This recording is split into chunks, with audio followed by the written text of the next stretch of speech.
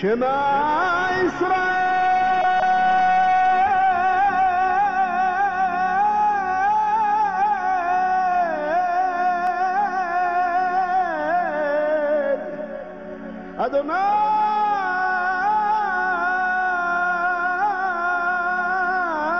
أدوناي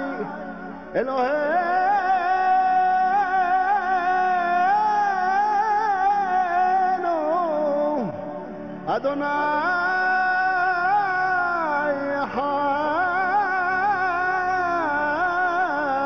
حاد أدوناي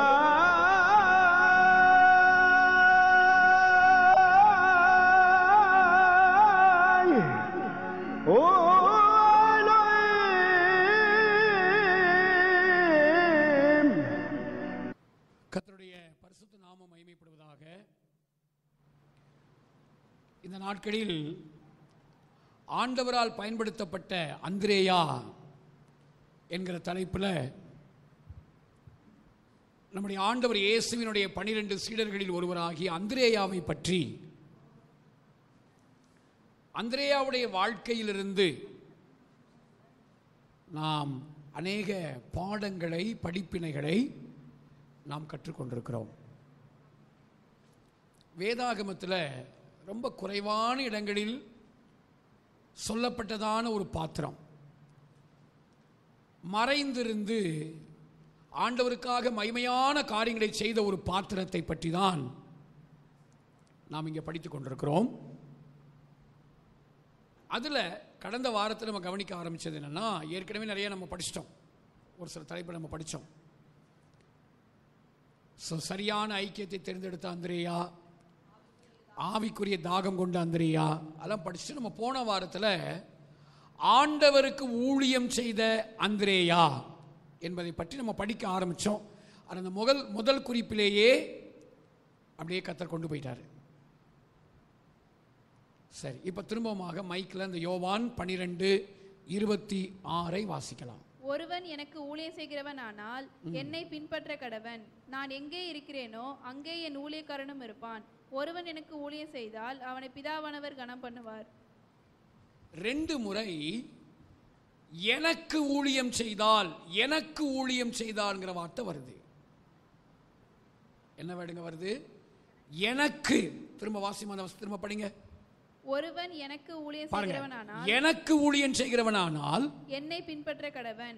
நான் எங்கே இருக்கிறேனோ அங்கே என் ஊழியக்காரனும் இருப்பான். ஒருவன் எனக்கு ஊழியம் செய்தால், திரும்ப பாருங்க, எனக்கு ஊழியம் செய்கிறவனானால் அவனை பிதாவானவர் கனம் பண்ணுவார். சரி, எனக்கு ஊழியம் செய்கிறவன் அப்படின்னு போட்டிருக்கு. எனக்கு, அதாவது இன்னைக்கு ஊழியங்கள்ல 2 விதமான ஊழியம் இருக்கு. அவருக்காக செய்கிற ஊழியம், அவருக்கு செய்கிற ஊழியம். 2 விஷயம். ஒன்று அவருக்காக, இன்னொன்று அவருக்கு. 2 விதம் இருக்கு. அவருக்காக செய்கிற ஊழியம்னு சொல்லும்போது அவருடைய பெயரை உபயோகப்படுத்தி, நம்முடைய ஆண்டவர் யெஷுவாவுடைய பெயரை உபயோகப்படுத்தி ஜனங்களுக்கு மத்தியில் நின்று நமக்கு என்ன முடியுமோ, நம்ம என்ன விரும்புகிறோமோ, நமக்கு எதில் உற்சாகம் இருக்கோ அந்த ஊழியங்களை நம்ம விரும்புகிறபடி, நமக்கு விருப்பமானபடி, ஆனால் அவருக்காக, அவருடைய பெயரை சொல்லி அவருக்காக செய்கிற ஊழியம் இருக்கு. அப்படி ஊழியம் செய்கிறவங்க உண்டு. ஆனால் இங்கே சொல்லியிருக்கு பாருங்களேன், எனக்கு அவருக்காக செய்கிற ஊழியம் ஒன்று இருக்கு, பட் அவருக்கு ஊழியம் செய்யணும். சகோதர சகோதரிகளே, இந்த சபைக்கு உங்களையும் என்னையும் கர்த்தர் அழைத்து கொண்டு வந்து வைத்திருக்கிறார். எதற்காக தெரியுமா? வெறும் அவருக்காக ஊழியம் செய்யறதுக்கு இல்லை. நீங்களும் நானும் அவருக்கு ஊழியம் செய்யணும். அவருக்கு ஊழியம் செய்யறதுனா என்னது? அவருக்கு பிடிச்ச மாதிரி, அவர் விரும்புகிறபடி ஊழியம் செய்யணும். இப்போ மனைவி கணவருக்காக பணிவிடை செய்கிறாங்க, சமைக்கிறாங்க இல்லையா? இப்போ அவங்க என்ன சமைச்சு வச்சாலும் அது யாருக்காக தான்? கணவருக்காக தான் இல்லையா? உப்பு கம்மியாக போடுறாங்களோ, உப்பை கூட்டி போடுறாங்களோ, காரம் அதிகமாக போடுறாங்களோ, காரம் நிறையா போடுறாங்களோ, ஆனாலும் யாருக்காக? கணவருக்காக. ஆனா கணவருக்கு ஊழியம் செய்வதுங்கிறது வேற. அதே அந்த சமையலை அவருக்கு பிடிச்ச மாதிரி, அவருக்கு பிடிச்ச சாப்பாட்டை செய்து அது அவங்களே பரிமாறுறாங்கன்னு வைங்களேன், இது என்னது? அவருக்கு ஊழியம் செய்வது. இந்த மாதிரி தான் இன்னைக்கு கிறிஸ்தவத்தில் 2 விதமான கூட்டம் இருக்கு. ஒரு குரூப் ஒரு கூட்டம் அவருக்காக ஊழியம் செய்கிறார்கள். இயேசுவின் நாமத்தை சொல்லிக்கொண்டு அவங்களுக்கு என்ன விருப்பமோ, பைபிள் எப்படி இருக்கா, வேதத்தில் எப்படி சொல்லி இருக்கா, வசனம் எப்படி சொல்லி, அதெல்லாம் பார்க்க மாட்டாங்க. அவங்களுக்கு பிடிச்ச மாதிரி அதில் உங்களுக்கு பேரு புகழெல்லாம் வரணும், ஜனங்க அவங்கள புகழணும். சூப்பர் ஐயா, சூப்பர் சிஸ்டர், உங்களை மாதிரி இல்லை அப்படின்னு ஜனங்க புகழணும். ஆனால் யாருடைய நாமத்தில் செய்கிறது? இயேசுவின் நாமத்தில். இது அவருக்காக. ஆனால் உங்களை என்னையும் கர்த்தர் அழைத்தது எதுக்காக தெரியுமா? எதுக்காக? அவருக்கு ஊழியம் செய்ய. அப்படின்னு அர்த்தம், அவர் விரும்புகிறபடி, அவர் விரும்புகிறபடி நம்ம என்ன செய்யணும்னு அவர் நியமித்திருக்கிறாரோ அந்த ஊழியத்தை நம்ம செய்து முடிக்கும்படியாகத்தான் கர்த்தர் உங்களையும் என்னையும் ஏற்படுத்தி இருக்கிறார். உங்களை என்னையும் ஆண்டவர் உயிரோட வச்சிருக்கிறாரு. அப்ப கர்த்தர்ட்ட கேட்கணும், ஐயா எனக்குன்னு என்ன ஊழியம் வச்சிருக்கீங்க, அதை நான் செய்யணும்.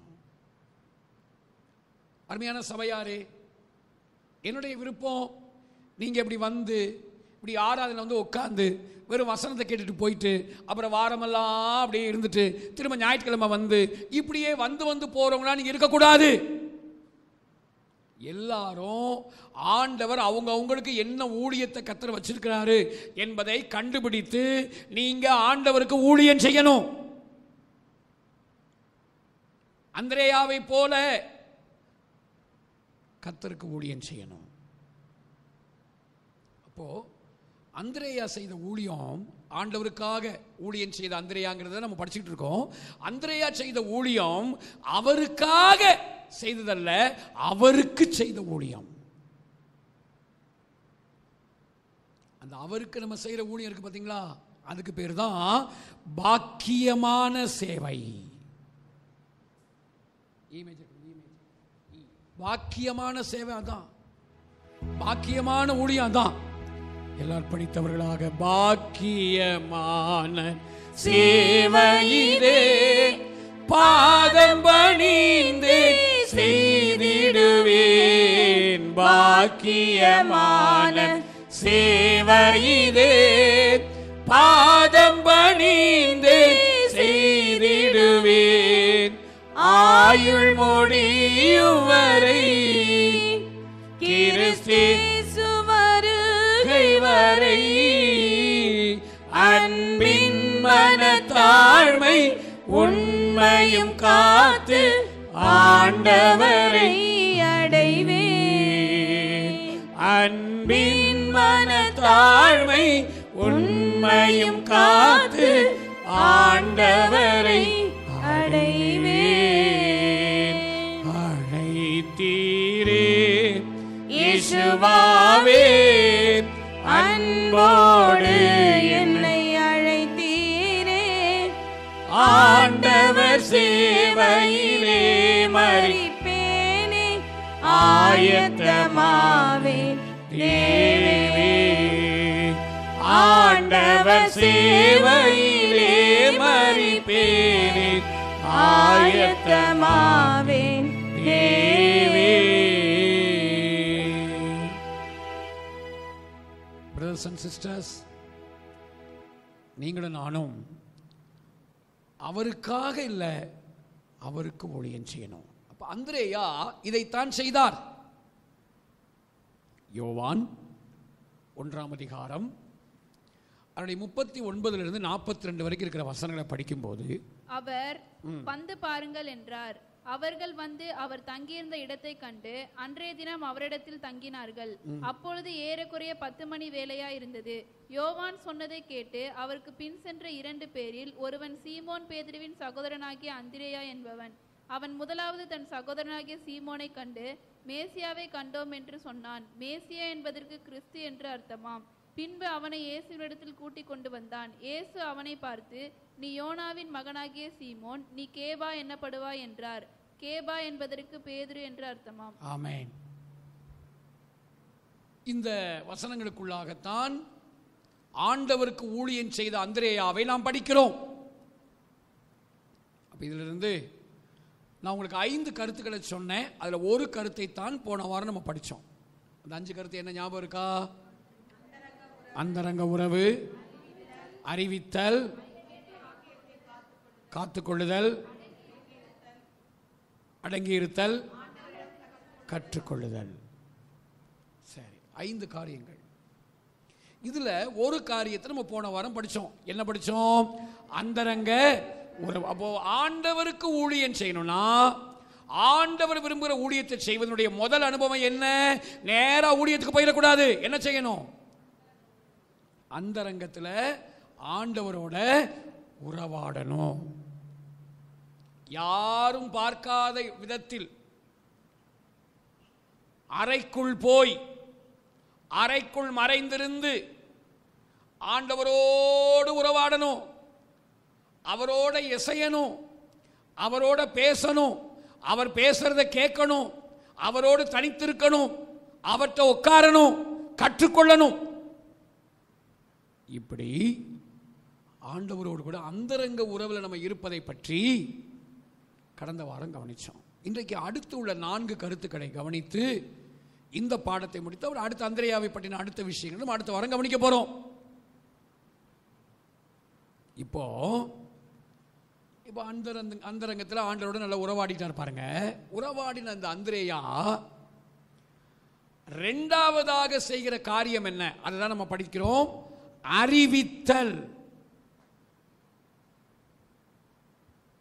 நாம் ஆண்டவருக்கு ஊழியம் செய்யும் போது அந்தரங்க உறவாடுவது மட்டுமல்ல, அதுக்கப்புறம் நம்ம வாழ்க்கையில காணப்பட வேண்டிய ஒரு காரியம் என்னன்னா அறிவித்தல். 41ஆம் வசனத்தை வாசிங்க. அவன் முதலாவது தன் சகோதரனாகிய சீமோனை கண்டு மேசியாவை கண்டோம் என்று சொன்னான். அறிவிக்கிறா பாருங்க. என்னத்தை அறிவிக்கிறார்? அந்திரேயா வந்து நான் யோவான் ஸ்நானகிட்ட இதை படித்தேன், அதை படித்தேன், இப்படிலாம் நான் இருந்தேன், நான் மேசியாவோடு கூட தங்கி இருந்தேன், எனக்கு அவர் இப்படியெல்லாம் செய்தார், நான் வானத்தில் பறந்தேன், அந்த மாதிரி ஒண்ணுமே சொல்லலை. அவர் சொன்ன ஒரே ஒரு வார்த்தை, மேசியாவை கண்டோம். அப்ப அவர் யாரை அறிவித்தார்? தன்னை பற்றி அல்ல, தன்னுடைய காரியங்களை அல்ல. அவர் யாரை அறிவித்தார்? மேசியாவை, கிறிஸ்துவை, யேசுவாவை அறிவித்தார். இதே மாதிரி ஆண்டவருக்கு ஊழியம் செய்கிறவங்க யாரைத்தான் அறிவிக்க வேண்டும்? தங்களை பற்றி, தங்களுடைய மேன்மைகளை பற்றி, தங்களுடைய அனுபவங்களை எல்லாம் இல்ல. யாரை நாம் அறிவிக்க வேண்டும்? இயேசுவை, யேசுவாவை அறிவிக்கணும். இதுக்கு தான் ஆண்டவர் உங்களுக்கு எனக்கு ஜீவனை கொடுத்து வைத்திருக்கிறார். பாருங்க, மேசியாவை கண்டோம், அவ்வளவுதான், ஒரே வேர்டு. இன்னைக்கு இயேசுவை அறிவிப்பதற்கு பதிலாக நடக்கிற காரியம் என்ன? அநேக தேவ ஜனங்கள் தங்கள் மேன்மைகளை அறிவிக்கிறார்கள். நான் இப்படி, நான் அப்படி, நான் வானத்தில் பறந்தேன், நாங்கள்லாம் இப்படி ஜெபிப்போம், அப்படி ஜெபிப்போம். ஸோ ஆண்டவரை அறிவிக்கிறதுக்கு பதிலாக தன்னுடைய அனுபவங்களை சொல்லிக்கொண்டு அதை முக்கியமாக பேசி ஜனங்கள் தங்களை பரிசுத்தவான்களாக பார்க்கணுங்கிறதுக்காக வேண்டியே தங்களுடைய மேன்மைகளை சொல்லிக்கொண்டு ஜனங்க கிட்ட ஒரு நல்ல பேரை வாங்கணுங்கிறதுக்காக இன்னைக்கு இதெல்லாம் நிறைய நடக்குது. சில தங்களுடைய படிப்பு மேன்மைகள், பட்ட மேன்மைகள், ஜாதி மேன்மைகள், இன்னும் தங்கள் இடத்துல காணப்படுகிற அனுபவங்களை அறிவிக்கிறாங்க. இன்னும் சில இடத்துல பார்த்தீங்கன்னா தங்களுடைய ஸ்தாபனத்தினுடைய மேன்மைகள், எங்க ஸ்தாபனம் தான் பெரிய ஸ்தாபனம், எங்க சபை தான் பெருசு, எங்க கிட்ட தான் நீங்க வரணும், நாங்க நடத்துறது மட்டும்தான் சபை. நோ, இதெல்லாம் கடைசியில் நிற்காது. நீங்களும் நானும் எதற்காக அழைக்கப்பட்டோம்? எதற்காக கர்த்தர் உங்களை அபிஷேகித்தார்? யாரை அறிவிக்கணும்? நம்ம வாழ்க்கையில் யார் அறிவிக்கணும்? யெஷுவாவை, இயேசுவை அறிவிக்க வேண்டும். ஆண்டவர் யெஷுவாவை நீங்கள் நானும் அறிவிக்கணும். நம்மை காண்கிறவர்கள் நம்மை அல்ல, இயேசுவை காண வேண்டும். யெஷுவாவை பார்க்கணும். கண்டிப்பா அந்தரங்கத்தில் ஆண்டவரோடு அதிகமாக உறவாடுறவங்களை பார்த்தீங்கன்னா அவங்க வாயில வர்றதெல்லாம் யாரை பற்றி தான் வரும்? யாரை பற்றி வரும்? இயேசுவை பற்றி தான் வரும், யெஷுவாவை பற்றி தான் வரும். ஃபாதர் பெர்க்மன் ஐயா இருக்காங்க இல்லையா, அவங்ககிட்ட யாராவது தன்னுடைய பிரச்சனையை சொல்ல போகிறாங்க அப்படின்னா, ஃபாதர் இப்படிங்க ஐயா என் பிரச்சனை இப்படி, எனக்கு இந்த மாதிரிலாம் பிரச்சனை இருக்குது அப்படின்னு சொல்லும்போது உடனே அவங்க சொல்ல, ஜீசஸ் சொல்லு. அந்த ஜீசஸ்ன்னு சொல்லும்போது எனக்கு தெரியல, உங்களுக்கு தான் தெரியும், ஒரு ஸ்மைலிங் ஃபேஸ் வருமா? உண்மைதானா? வருமா? ஜீசஸ் அப்படி சொல்லும்போதே ஒரு சிரித்த முகம் வருமா?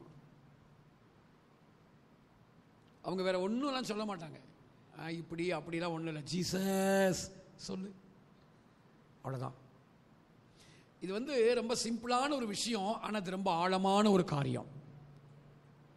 நம்ம வாழ்க்கையில் நம்ம கடந்து போகிற ஒவ்வொரு அடியிலும், ஒவ்வொரு காரியத்திலும், நம்முடைய வாழ்க்கையிலும் வார்த்தையிலும் யாரை அறிவிக்கணும்? இயேசுவை, யெஷுவாவை.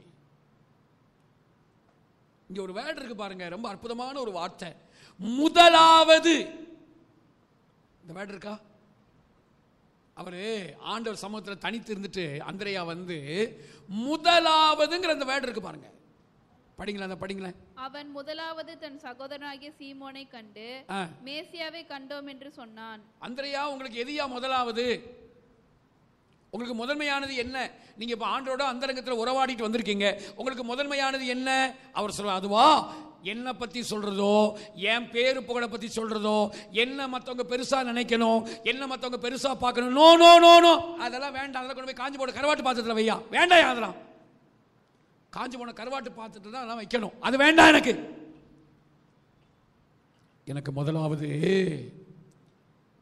என் ஆண்டவர் யெஷுவாவை அறிவிக்கணும். என்னுடைய வாழ்க்கையிலும் வார்த்தையிலும் அவர் வெளிப்பட வேண்டும். சகோதர சகோதரிகளே, உங்களை பற்றி என்னை பற்றி என்ன? நம்ம யார் அறிவிக்கிறோம்? யெஷுவாவை அறிவிக்கணும், இயேசுவை அறிவிக்கணும். வார்த்தையில மட்டும் இல்ல, நம்ம வாழ்க்கையை பார்க்கிறவங்களும் யாரை மகிமைப்படுத்தணும்? யெஷுவாவை மகிமைப்படுத்தணும். அவர் மூலமா பிதாவாகிய தேவனை மகிமைப்படுத்த வேண்டும். யாராவது உங்ககிட்ட சிஸ்டர் நல்லா பிரசங்கம் பண்ணீங்க, சிஸ்டர் நல்லா பாடினீங்க, நல்லா ஜெபிக்கிறீங்க, நல்லா உங்க வாழ்க்கை ரொம்ப இதா இருக்கு அப்படின்னு சொல்லும்போது உடனே சொல்லணும், அது நான் இல்லை, அது யாரு? அவரு. அவர் என்ன பாட வைக்கிறாருங்க, அவர் என்ன இப்படி வாழ வைக்கிறாருங்க, எல்லாம் அவரு தாங்க. இன்னைக்கு அறிஞ்சோ அறியாமலோ இன்னைக்கு கிறிஸ்தவம் பார்த்தீங்கன்னா ஸ்தாபனங்களையும் தங்களையும் தங்களுடைய பிரதிஷ்டை தங்களுடைய மேன்மைகளை உயர்த்தி கொண்டிருக்கிறார்கள். ஆகையினால இன்னைக்கு சபைகளுக்குள்ளாக ஒரு சமாதானமான ஒரு சூழ்நிலை இல்லை. இன்னைக்கு சபைகள்ல தேர்ச்சி வருவதற்கு பதிலாக வறட்சி வந்து கொண்டிருக்கிறது. இயேசுவை அறிவித்தால் அங்கே தேர்ச்சி வரும். இயேசுவை அறிவிக்கிறதுக்கு பதிலாக, யெஷுவாவை அறிவிப்பதற்கு பதிலாக வேற யாரை அறிவித்தாலும் அல்லது வேற எதை பற்றி எதை முன்வைத்தாலும் கொஞ்சம் கொஞ்சமா அங்க என்ன வந்துடும்? வறட்சி வந்துடும், ஸ்டாண்டர்டு போயிடும். கொலேசியர் 1 அதிகாரம் 28வது வசனத்துல இதைத்தான் பவுல் அங்க சொல்றாரு பாருங்க. எந்த மனுஷனையும் கிறிஸ்து இயேசுவுக்குள் தேறினவனாக நிறுத்தும்படி, எந்த மனுஷனையும் கிறிஸ்து இயேசுவுக்குள் தேறினவனாக நிறுத்தும்படிக்கு அவரையே நாங்கள் அறிவித்து. அந்த வேர்டை கவனிச்சீங்களா? என்ன வேர்டு அது? அவரை அல்ல. தமிழ்ல ரொம்ப அழகா இருக்கு. அவரைன்னு போடல, அவரையே அறிவித்து. ஜீசஸ் ஃபாதர் பெர்க்மன் செய்ய சொல்ற மாதிரி தான், அவரையே அறிவித்து. படிங்க. எந்த மனுஷனுக்கும் புத்தி சொல்லி, எந்த மனுஷனுக்கும் எல்லா ஞானத்தோடும் உபதேசம் பண்ணுகிறோம். புத்தி சொல்றது உபதேசம் பண்ணலாம். அப்புறம் முதல்ல அதுக்கு முன்னாடி யார் அறிவிக்கணும்? அவரையே, யெஷுவாவையே அறிவிக்கணும். அவருடைய பாடு, அவருடைய மரணம், அவருடைய உயிர்த்தெழுதல், அவர் எவ்வளவு நல்லவர், மனுக்குலத்தை எவ்வளவாய் நேசிக்கிறார், அவர் திரும்ப வரப்போகிற காரியம், இப்படி அவரையே அறிவிக்கணும். நம்ம குடும்ப வாழ்க்கையில ஒவ்வொரு நாளும் எவ்வளவு நேரம் நம்ம இயேசுவை பத்தி பேசுறோம். குடும்பங்களுக்குள்ள ஏதோ ஆராதனைக்கு வரும்போது பேசுறோம், ஆராதனை முடிஞ்சு கொஞ்ச நேரம் பேசுவோம். வீட்டுக்கு போனா நீங்க அதை கணக்கு பண்ணி பாருங்க. ஆண்டவர் யெஷுவாவுடைய நாமத்தை, இயேசுவின் நாமத்தை உச்சரித்து, அவர் இப்படி எனக்கு செஞ்சாரு, நமக்கு இப்படி எல்லாம் பண்ணியிருக்காரு, ஓ இனிமேல் நமக்கு இப்படிதான் செய்வாரு, இப்படி அவருடைய மகத்துவங்களை பேசுகிற நேரங்கள் எவ்வளவு? யோசித்து பாருங்க. மேசியாவை கண்டோம். தன்னுடைய எந்த ஒரு காரியத்தையும் அவர் சொல்லாம மேசியாவை கண்டோம். அருமையானவர்களே, நம்ம ஆண்டவர் இதை தவிர வேற எதை பத்தி பேசினாலும் நல்லா கவனிங்க, ஜனங்க வேணுமானா ரசிக்கலாம், ஆனா அவர் ரசிக்க மாட்டார். நம்ம பாடணும்ல, ஏன் பேச்ச கேட்க ஏங்கி நிற்கும் அழகு. அது என்ன பேச்சு? யாரை பத்தி பேசுற பேச்சு? அது அவரை பத்தி. அவரை பத்தி அந்த அடியை பாடுவோமா? இமேஜ் கண்ணே கண்மணி என கொஞ்சம் அழகு, ஓ நாம் பேத்தராசானு கெஞ்சும் அழகு, ஓ கண்ணே கண்மணி என கொஞ்சம் அழகு, நாம்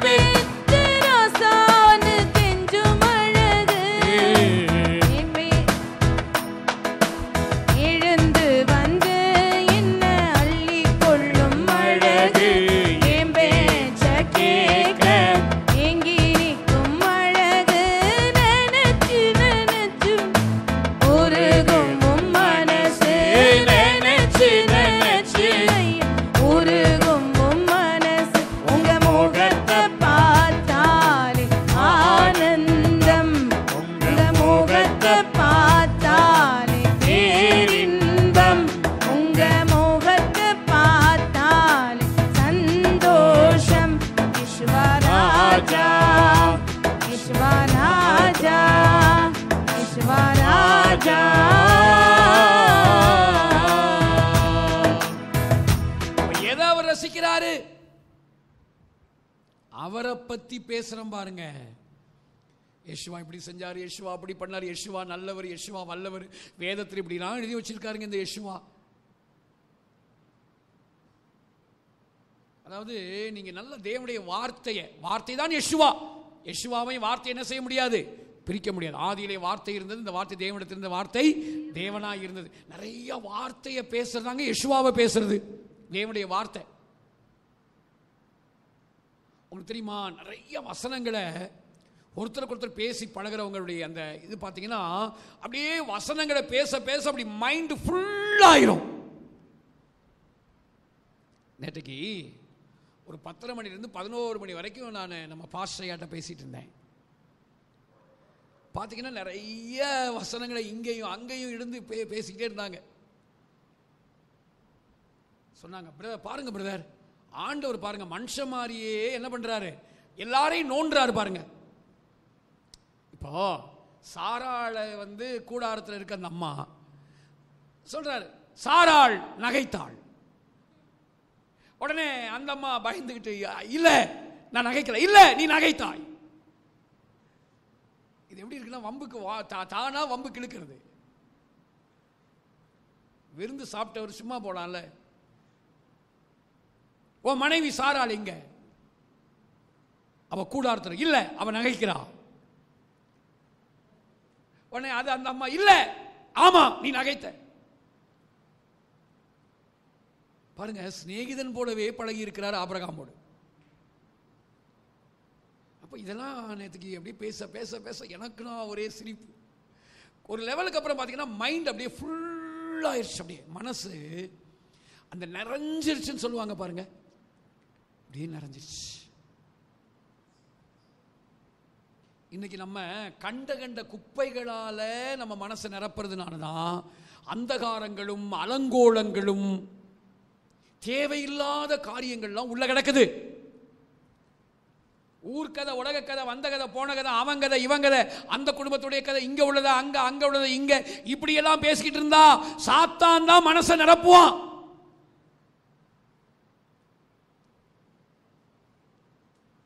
இந்த காலை நேரத்தில் என் பிள்ளை உன்னை பார்த்து நீ பேசுகிற பேச்சை கேட்க நான் ஏங்கி நிற்கிறேன், நீ யாரை பற்றி பேச போகிறாய் என்று கர்த்தர் கேட்கிறார்.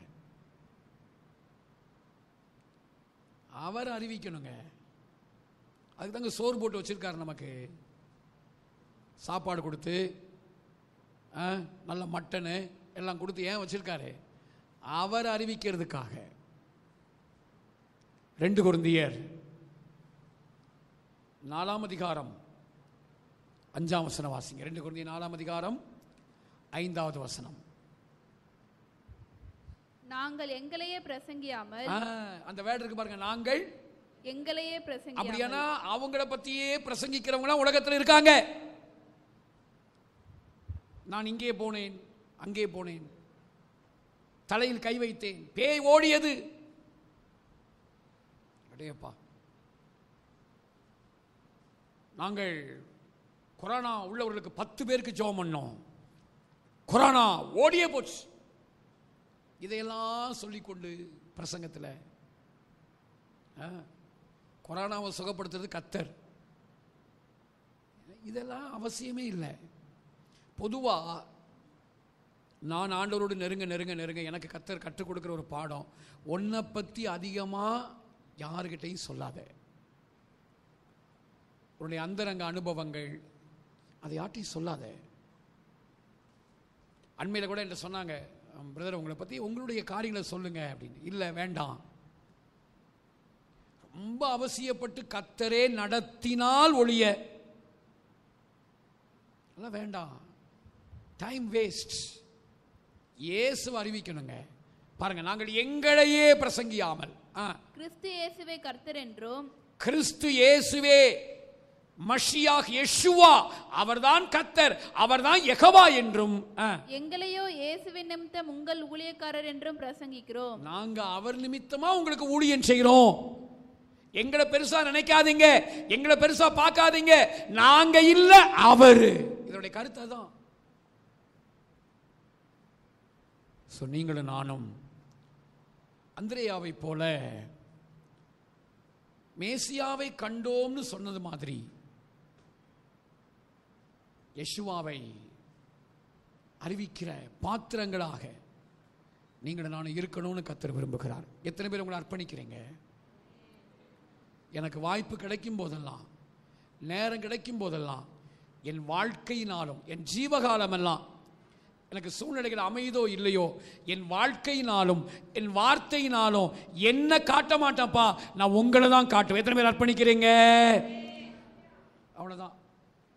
ஏதோ ஒரு 1-2 சத்தம் தான் வருது. எத்தனை பேர் யெஷுவாவை தன்னுடைய வாழ்க்கையில் காண்பிப்பதற்கு உங்களை அர்ப்பணிக்கிறீர்கள்? ஹல்லேலூயா. யெஷுவாவை அறிவிச்சோன்னா இருள் உள்ள இடங்களில் வெளிச்சம் வந்துடும். ஆமென். துர்நாற்றம் எடுக்கிற இடத்துல வாசனை கமழும். கசந்து போன இடங்களில் இனிமை வந்துவிடும். நம்பிக்கையற்ற இடத்துல நம்பிக்கை பிறக்கும். அடைக்கப்பட்ட வாசல்கள் திறக்கும். சாத்தானின் ராஜ்யம் நடுங்கும், அசையும். எப்போ? யார் அறிவிக்கும் போது? யெஷுவாவை அறிவிக்கும் போது.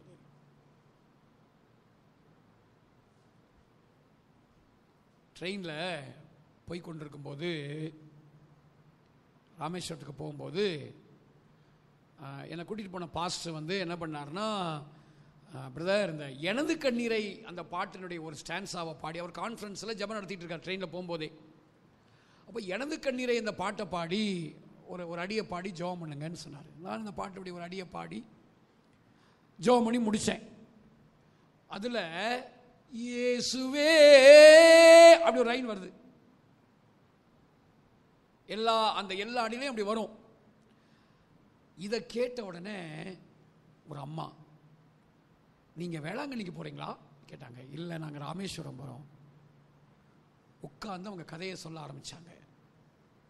நீங்கள் பாடும்போது இயேசுவேன்னு பாடினீங்க, அந்த சத்தத்தை கேட்டு தான் நான் வந்தேன்.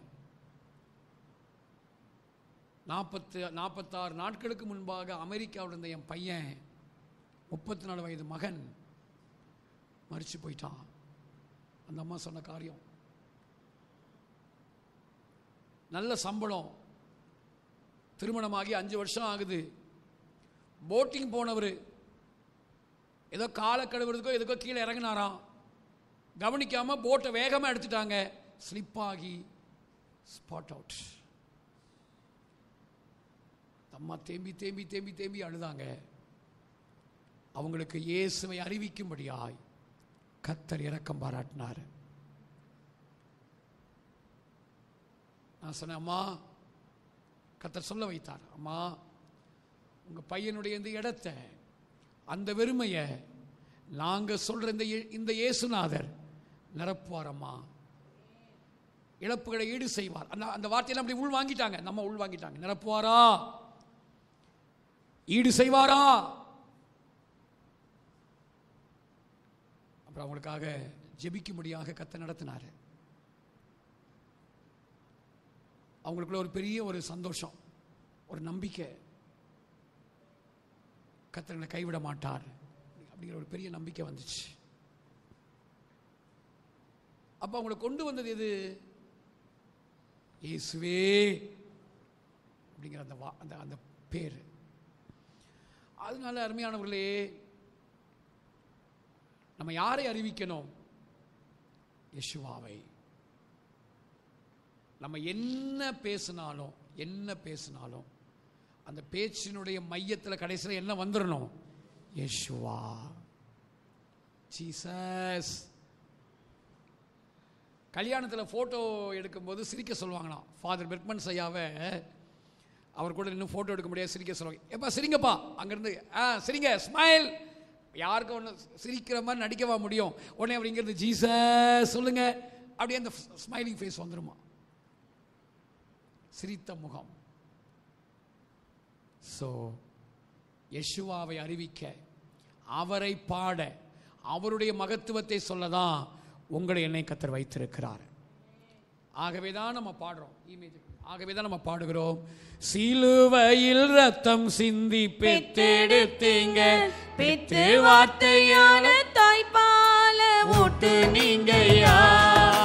சிலுவையில் ரத்தம் சிந்தி பெத்தெடுத்தீங்க, பெத்து வார்த்தையான தாய்ப்பால ஊட்டு நீங்கயா. எனக்குள்ள இருப்பது உங்களோட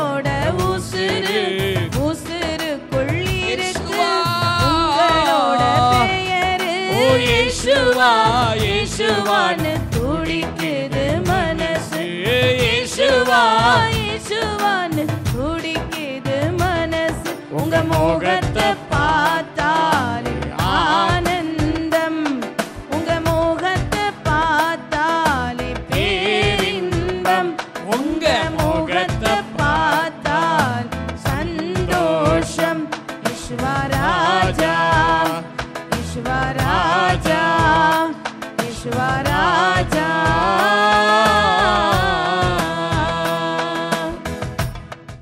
அவரை அறிவிக்க அறிவிக்க அவர்தான் நீதி, அவர்தான் ஞானம், அவர்தான் மீட்பு, அவர்தான் பரிசுத்தம், எல்லாம் அங்க வந்துடும். யேசுவாவை அறிவிக்கும் போது நீதி இல்லையா, அங்க நீதி வந்துடும். மீட்பின் அனுபவம் இல்லையா, அங்க மீட்பு வந்துடும். பரிசுத்தம் இல்லையா, அங்க பரிசுத்தம் வந்துடும். ஞானம் இல்லையா, அங்க ஞானம் வந்துடும். ஏன்னா அவர்தான் நீதியா இருக்கிறாரு, ஞானமா இருக்கிறாரு, மீட்பா இருக்கிறார். எங்க இருக்கு அந்த வசனம்? 1 கொரிந்தியர் 1 கடைசியில 1 கொரிந்தியர் 1ஆம் அதிகாரம். அவரே தேவனால் நமக்கு ஞானமும் நீதியும் பரிசுத்தமும் மீட்புமானார். இயேசுவை அறிவிக்கணும், மேசியாவை கண்டோம். சரி, அடுத்தது அறிவித்தலை நம்ம கவனிச்சிட்டோம். அறிவித்தவர் அறிவித்ததோடு விட்டுல, அப்படியே அவரை அழைத்து கொண்டே போயிட்டார். யேசுவாவிடத்தில் அழைச்சிட்டே போயிட்டார். என்னன்னா, நம்ம எந்த அளவுக்கு இயேசுவை அறிவிக்கிறோமோ அந்த அளவுக்கு அவர் அண்டையில் ஜனங்கள் அழைத்து கொண்டு போகப்படுவார்கள். ஜனங்களை நம்ம பக்கம் சேர்க்கறதுக்கு இல்லை, அவர் பக்கமா சேர்க்கணும். இப்போ உங்களை தான் இன்னைக்கு ஆண்டவர் ஏன் இங்க கொண்டு வந்திருக்கிறாரு? என் பக்கத்தில் உங்களை இழுக்கிறதுக்கு இல்லை, உங்களை நான் என்ன செய்யணும்? அவர் பக்கத்தில் சேர்த்து விடணும், அவரோட உங்களை நெருங்க வைக்கணும். இதுதான் ஊழியம். சரி, அடுத்தது சந்தரங்க உறவு போன வாரம் கவனிச்சோம், அறிவித்தல் நம்ம இப்போ கவனிச்சிருக்கோம். அடுத்து என்ன நம்ம அங்க இந்த குறிப்பிட என்ன பார்க்கிறோம்? ஐக்கியத்தை காத்து கொள்ளுதல். அந்த 41ஆம் வசனத்தை திரும்ப வாசிங்க. யோவான் அவன் முதலாவது தன் சகோதரனாகிய சீமோனை கண்டு மேசியாவை கண்டோம் என்று சொன்னான். கண்டேன்னு சொன்னாரா, கண்டோம்னு சொன்னாரா? கண்டோம். அது என்ன வார்த்தை? அது ஐக்கியத்தின் வார்த்தை. அப்படியானால் ஆண்டவர் விரும்புகிறபடி ஊழியத்தை செய்ய வேண்டுமானால் கண்டிப்பாக நமக்கு என்ன வேணும்? ஐக்கியம் வேண்டும், ஃபெலோஷிப், பரிசுத்தவான்களின் ஐக்கியம் நமக்கு வேணும். அது மட்டும் இல்லாம தேவ பிள்ளைகள் ஒருவருக்கொருவர் ஐக்கியமா இருக்கிற அனுபவம் வேண்டும். கிறிஸ்தவ வாழ்க்கை என்று சொல்லுவது சன்னியாசியா போகிற வாழ்க்கை அல்ல. பழைய காலத்தில் பாடுவாங்க, காசிக்கு போகும் சன்னியாசி, உன் குடும்பம் என்ன ஆகும் நீ யோசி. ஆமா, குடும்பத்தை விட்டுட்டு காசிக்கு போயிட்டேன்னா எப்படி உன் குடும்பம் என்ன ஆகுறது? இன்னைக்கு நிறைய பேர் அப்படிதான். கிறிஸ்தவர்கள் யாரும் வேண்டாம், எனக்கு மனுஷங்கள்லாம் வேண்டாம், யாரும் வேண்டாம், நீ காட்டுக்கு தான் போகணும், நீ காட்டுக்கு தான். சும்மா மனுஷங்க வேண்டாம் மனுஷங்க வேண்டாம்னுக்கிட்டு சிலர் பார்த்தீங்கன்னா சுய பரிதாபத்தை சம்பாதிக்கிறது. யாரும் இல்லை எனக்கு. யேசுவா இருக்கும்போது யார் வேணும் உனக்கு? யேசுவா இருந்தால் எல்லாம் இருக்கு. ஸோ எனக்கு யாரும் வேண்டாம், இதெல்லாம் வேலைக்காகாது. ஐக்கியத்தை காத்துக்கொள்ள வேண்டும். கிறிஸ்தவ வாழ்க்கை என்று சொல்லுவது காட்டிலே போய் வாழ்கிற வாழ்க்கை அல்ல, மனுஷங்களோட தான் இருக்கணும். மனுஷங்களோட ஐக்கியமா இருந்துதான் தேவ திட்டத்தை நிறைவேற்ற வேண்டும். பரிசுத்தவான்களின் ஐக்கியம் ரொம்ப முக்கியம். ஒருவருக்கொருவர் ஐக்கியமாக இருப்பது ரொம்ப முக்கியம். 1 யோவான் 1ஆம் அதிகாரம் 3வது வசனத்தை வாசிங்க. 1 யோவான் 1ஆம் அதிகாரம் 3வது வசனம். நீங்களும் எங்களோட ஐக்கியமுள்ளவர்கள் ஆகும்படி நாங்கள் கண்டும் கேட்டும் இருக்கிறதை உங்களுக்கும் அறிவிக்கிறோம். எங்களுடைய ஐக்கியம் பிதாவோடும் அவருடைய குமாரனாகிய இயேசு கிறிஸ்துவோடும் இருக்கிறது. அப்ப எங்களோட நீங்க ஐக்கியம் உள்ளவர்களா இருங்க. நாங்க எப்படி பிதாவோடும் குமாரனோடும் ஐக்கியமா இருக்கிறோமோ அதே மாதிரி நீங்க எங்களோட ஐக்கியமா இருங்க அப்படின்னு யோவான் எழுதுகிறார். அப்படியானால் நம்ம ஆண்டவரிடத்தில் அந்தரங்கத்தில் உறவாடணும். அதான் முதல்ல. அடுத்தது அவர் அறிவிக்கணும். அடுத்தது நான் ஆண்டவரோட அந்தரங்கத்தில் உறவாடுறேன்னு சொல்லிட்டு சன்னியாசி மாதிரி எங்கேயாவது போயிடக்கூடாது. யாரும் வேண்டான்னு. உண்மையை சொல்ல போனா ஆண்டவரோட அந்தரங்கத்தில் உறவாடுறவங்களுக்கு மனுஷங்களை கண்டா ரொம்ப சந்தோஷமா இருக்கும். இன்னைக்கு கூட காலையில் சிஸ்டர்கிட்ட சொன்னேன், சிஸ்டர் நீங்கள் உள்ள நுழையிறது எனக்கு ரொம்ப சந்தோஷமாக இருக்குது. சும்மா அது வாயால் சொல்லலை, உண்மையிலே பெரிய சந்தோஷமாக இருந்துச்சு. கர்த்தரோட அந்தரங்கத்தில் நம்ம உறவில் இருக்கும்போது தேவ ஜனங்களை, தேவ பிள்ளைகள், நம்முடைய சகோதர சகோதரிமார்களை பார்க்கும்போது நமக்கு ஒரு பெரிய சந்தோஷம் உண்டாகும். ஏன்னா அவர் சொல்லிக் கொடுப்பாரு, சகோதரர் ஒருமித்து வாசம் பண்ணுகிறது எத்தனை நன்மையும் எத்தனை இன்பமாயிருக்கிறது. அந்தரங்கத்தில் ஆண்டவரோடு உறவாடுகிற ஒரு மனுஷன் ஐக்கியத்தை உடைக்க மாட்டான், உடைஞ்ச ஐக்கியத்தை ஒட்ட வச்சிருவான்.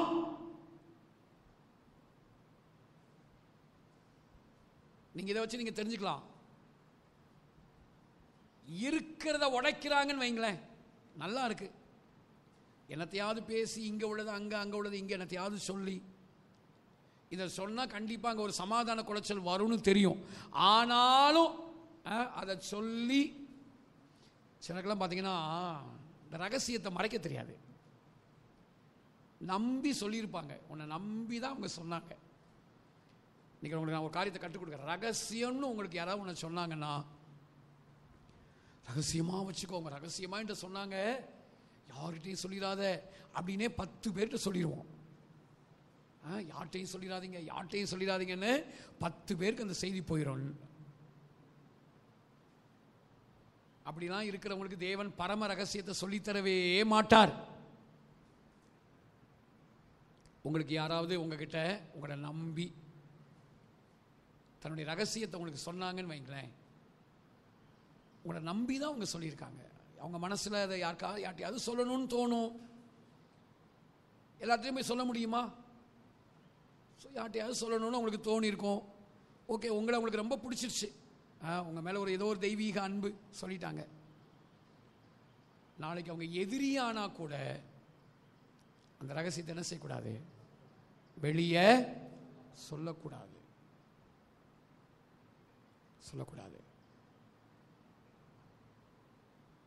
நான் ஊழியத்தில் இருந்த எங்கள் பாஸ்டர் சிஸ்டர்கிட்ட நான் படித்த பாடம் இது. அதுலேயும் குறிப்பாக எங்கள் சிஸ்டர் க்ளோரி, அதாவது அங்கே பெருங்குடியில், அவங்ககிட்ட நான் படித்த பாடம். நான் காலேஜில் படிக்கிற காலங்களில், கல்லூரியில் படித்த நாட்களில் என்னுடைய ரகசியங்கள், எத்தனையோ ரகசியங்களை நான் அவங்கள்ட்ட சொல்லியிருக்கேன். ஆனால் அவங்க மரணம் வரைக்கும் நான் அவங்கள விட்டு நான் வந்துட்டேன், எத்தனையோ காரியங்கள். ஆனால் நான் ரகசியம்னு சொன்ன விஷயத்தை அவங்க யார்கிட்டையுமே சொல்லலை.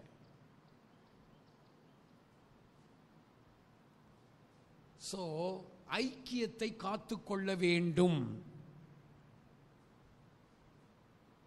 மனுஷங்க வேண்டாம், மனுஷங்களோட நான் ஒத்து போக மாட்டேன், எனக்கு ஆண்டவர் தான். சிலர் அந்த அப்படி ஓரத்துக்கு போறது. அவர்கிட்ட போனால் அவர் சொல்லுவார், ஏமா நீ ஏமா இங்கே வந்த, அங்கே போய் முதல்ல சரியாகு, அங்கே போய் ஒப்புரவாகு.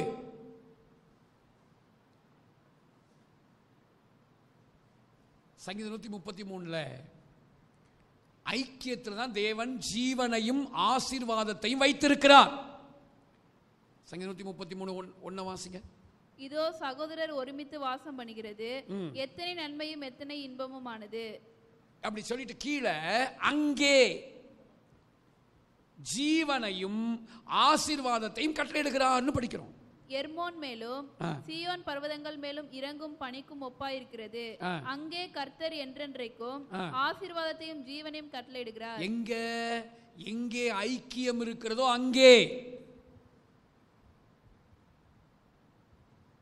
ஆகவே ரட்சிக்கப்பட்டு அபிஷேகம் பெற்ற நீங்களும் நானும் பரிசுத்தவான்களோட ஐக்கியமா இருக்கணும். கண்டிப்பா நமக்கு ஒரு சபை ஐக்கியம் இருக்கணும், நமக்கு ஒரு நடத்திப்புக்காரங்க இருக்கணும். நம்மளை வழிநடத்துவதற்கு தேவனுடைய வார்த்தையை போதித்து இப்படி இருங்க, இப்படி இருக்காதீங்க, இதை இப்படி செய்யுங்க, இதை இப்படி செய்யாதீங்க அப்படின்னு சொல்லுவதற்கு நமக்கு ஒரு நடத்திப்பு அவசியம். உங்களுக்கும் அவசியம், எங்களுக்கும் அவசியம். ஊழியம் செய்கிறவங்க யாருக்கும் அடங்காம, நல்லா கவனித்துக் கொள்ளுங்க, இன்னைக்கு ஒரு சத்தியத்தை நான் சொல்றேன், யாருக்கும் அடங்காம நாங்கள் இண்டிபெண்டா சுயாதீனமாக ஊழியம் செய்கிறோம் அப்படின்னு சொல்லி செய்வாங்கல்ல, யாருக்கும் அடங்காம. இப்போ எந்த ஒரு ஐக்கிய, அதாவது நான் சொல்றது பேர் அவங்கவுங்களுக்கு சில பேர்கள் இருக்கும், ஆனால் சில தனிப்பட்ட பேர் வச்சிருக்கவங்க கூட யாராவது ஒரு ஒரு ஒரு பெரியவங்க மூத்தவங்கிட்ட ஐக்கியமாக இருப்பாங்க, அது பிரச்சனை இல்லை, அது நல்லது. ஆனால் சிலர் யாருகிட்டையுமே ஐக்கியமாக இல்லாமல் நானே ராஜா நானே மந்திரி, என் மனசுக்கு என்ன தோணுதோ நான் அதை செய்வேன், யாருக்கிட்டையும் நான் ஆலோசனை கேட்க மாட்டேன் அப்படின்னு இருப்பாங்க பார்த்தீங்களா. அந்த மாதிரி ஊழியத்தில் இருக்கிறது டேஞ்சர். என்னங்க அது? என்னது? டேஞ்சர், ரொம்ப ஆபத்து அது.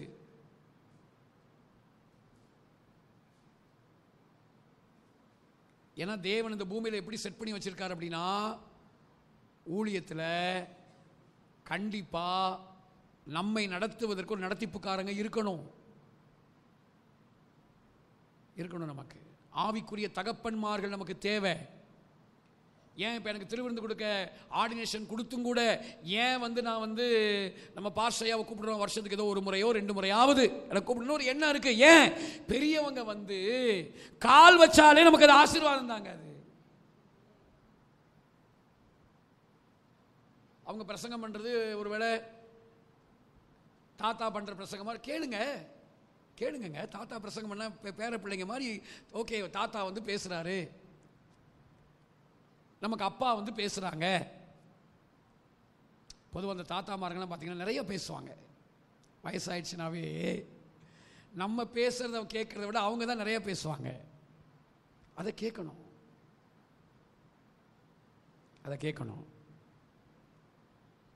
எனக்கு அடிக்கடி என்னுடைய காதில் துணிக்கிற ஒரு சத்தம், ராமேஸ்வரத்தில் பாஸ்டர் அன்புதாசன் ஐயா நான் அப்போ தான் ஆர்டினேஷன் வாங்கி திருவிருந்தெல்லாம் கொடுக்கறதுக்கு ஆர்டினேஷன் பண்ணிட்டாங்க. அந்த டைமில் கொஞ்ச நாளைக்கு அப்புறம் அங்கே ராமேஸ்வரம் கன்வென்ஷன், தங்கச்சி மடத்து கன்வென்ஷனுக்கு போயிருந்தேன். அங்கே ஒரு 3-4 பாஸ்டர்மாருங்கெல்லாம் ஆர்டினேஷன் கொடுக்குறாங்க அவங்களுக்கு. அப்போ அவர் சொன்ன வார்த்தை, ஆர்டினேஷன் வாங்கிட்டோன்னு ஆடிடக்கூடாது.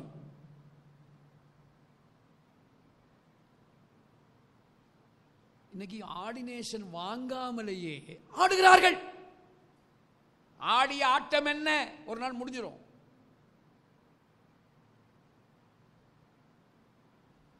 சோ ஐக்கியம் ரொம்ப முக்கியம். ஒரு நடத்திப்புக்காரங்களுக்கு உட்பட்டு ஒரு ஊழியம் நடக்குதுன்னா அந்த ஊழியத்தில் நீங்க ஐக்கியப்பட்டிருக்கீங்கன்னா நீங்க சேஃபா இருக்கீங்கன்னு அர்த்தம். நீங்க சேஃபா இருக்கீங்க. ஆகவே தான் நான் எங்கள் தங்கச்சியெல்லாம் பார்த்தீங்கன்னா, என்னுடைய திண்டுக்கல்ல ஊழியம் செய்கிற தங்கச்சி, அவங்க இண்டிபெண்ட்டாக இருக்கிறதுக்கு நான் அவங்களை என்கரேஜ் பண்ணவே இல்லை ஆரம்பத்தில். கண்டிப்பாக நீங்கள் இந்த ஸ்தாபனத்தில் இருங்க, உங்களுக்கு மேலே நடத்திப்பு இருக்கணும். கண்டிப்பாக நம்மளை அப்பப்போ கொஞ்சம் ரைடு விடுறதுக்கு, இப்படி ஏன் பண்ணுங்க, இப்படி பண்ணுங்க அப்படி சொல்றதுக்கு நமக்கு யாராவது ஒருத்தர் இருக்கணும். ஸோ ஐக்கியத்தை காத்துக்கொள்வது. சும்மா ஐக்கியம் இல்லாமல் இயேசுநாதர் எனக்கு அதை சொன்னார் இதை சொன்னார் அப்படின்னு யாருக்கும் அடங்காம போனா கடைசியில் ஆபத்தில் போய் முடிஞ்சிடும். பாஸ்டர் பென்ஸ் இது ரொம்ப தெளிவாக இருந்திருக்காரு ஆரம்பத்தில். இப்போ எனக்கு எப்படின்னு தெரியாது. யாராவது கேட்டிருக்கீங்களா? அவருடைய சாட்சியை கேட்டிருக்கீங்களா? அவர் ஆண்டவர்கிட்ட ஆரம்பத்திலே சொல்லிட்டார், ஆண்டவர் என்னை பற்றி நீங்கள் ஏதாவது சொல்லணும்னா தயவு செய்து என்கிட்ட சொல்லாதீங்க, நேரா எங்க பாஸ்டர்கிட்ட சொல்லிருங்க, அவ்வளவுதான். அவர் வாயிலிருந்து என்ன வருதோ அதான் வேத வாக்கு. அந்த பயிற்சி காலத்தில் அவர் அப்படி இருந்ததுனால இன்னைக்கு அவர் பிரகாசிக்கிறார். கோயம்புத்தூர்ல இருந்து இன்னைக்கு உலகமெல்லாம் இன்னைக்கு அவர் பிரகாசிக்கிறார். சோ ஐக்கியம் ரொம்ப முக்கியம். ஐக்கியம். அதனால நம்ம அந்த மாதிரி ஐக்கியத்தை காத்துக்கொள்ளுகிற ஒரு அனுபவம் நமக்கு தேவை.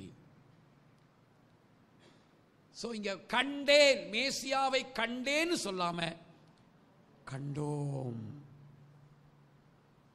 கண்டோம்னு சொல்றாரு. பரிசுத்தவான்களோட நமக்கு ஐக்கியம் இருக்கணும். 1 யோவான் 1:7 பார்க்கும்போது தேவ பிள்ளைங்க சபைக்குள்ள ஒருவருக்கொருவர் ஐக்கியமாய் இருக்க வேண்டும். 1 யோவான் 1:7 பாருங்க. அவர் ஒளியில் இருக்கிறது போல நாமும் ஒளியிலே நடந்தால் ஒருவரோடொருவர் ஐக்கியப்பட்டிருப்போம். அப்ப ஒருவருக்கொருவர், தேவ பிள்ளைகள் ஒருவருக்கொருவர் ஐக்கியமா இருக்கணும். நல்லா கவனிங்க. ரட்சிக்கப்படாதவங்களை நேசிக்கணும். ஆனா அவங்களோட நமக்கு என்ன இல்லை? அவங்க மேல அன்பு பாராட்டணும். ஆனா அவங்களோட நமக்கு என்ன கிடையாது? சொல்லுங்க, என்ன கிடையாது? ஐக்கியம் கிடையாது. இன்னைக்கு நிறைய தேவ பிள்ளைங்க ரட்சிக்கப்படாத கூட தான் ஐக்கியமே. உள்ளத்துல உள்ளதெல்லாம் சொல்றது, ஊர் கதை, உலக கதை, வந்த கதை, போன கதை பேசுறது.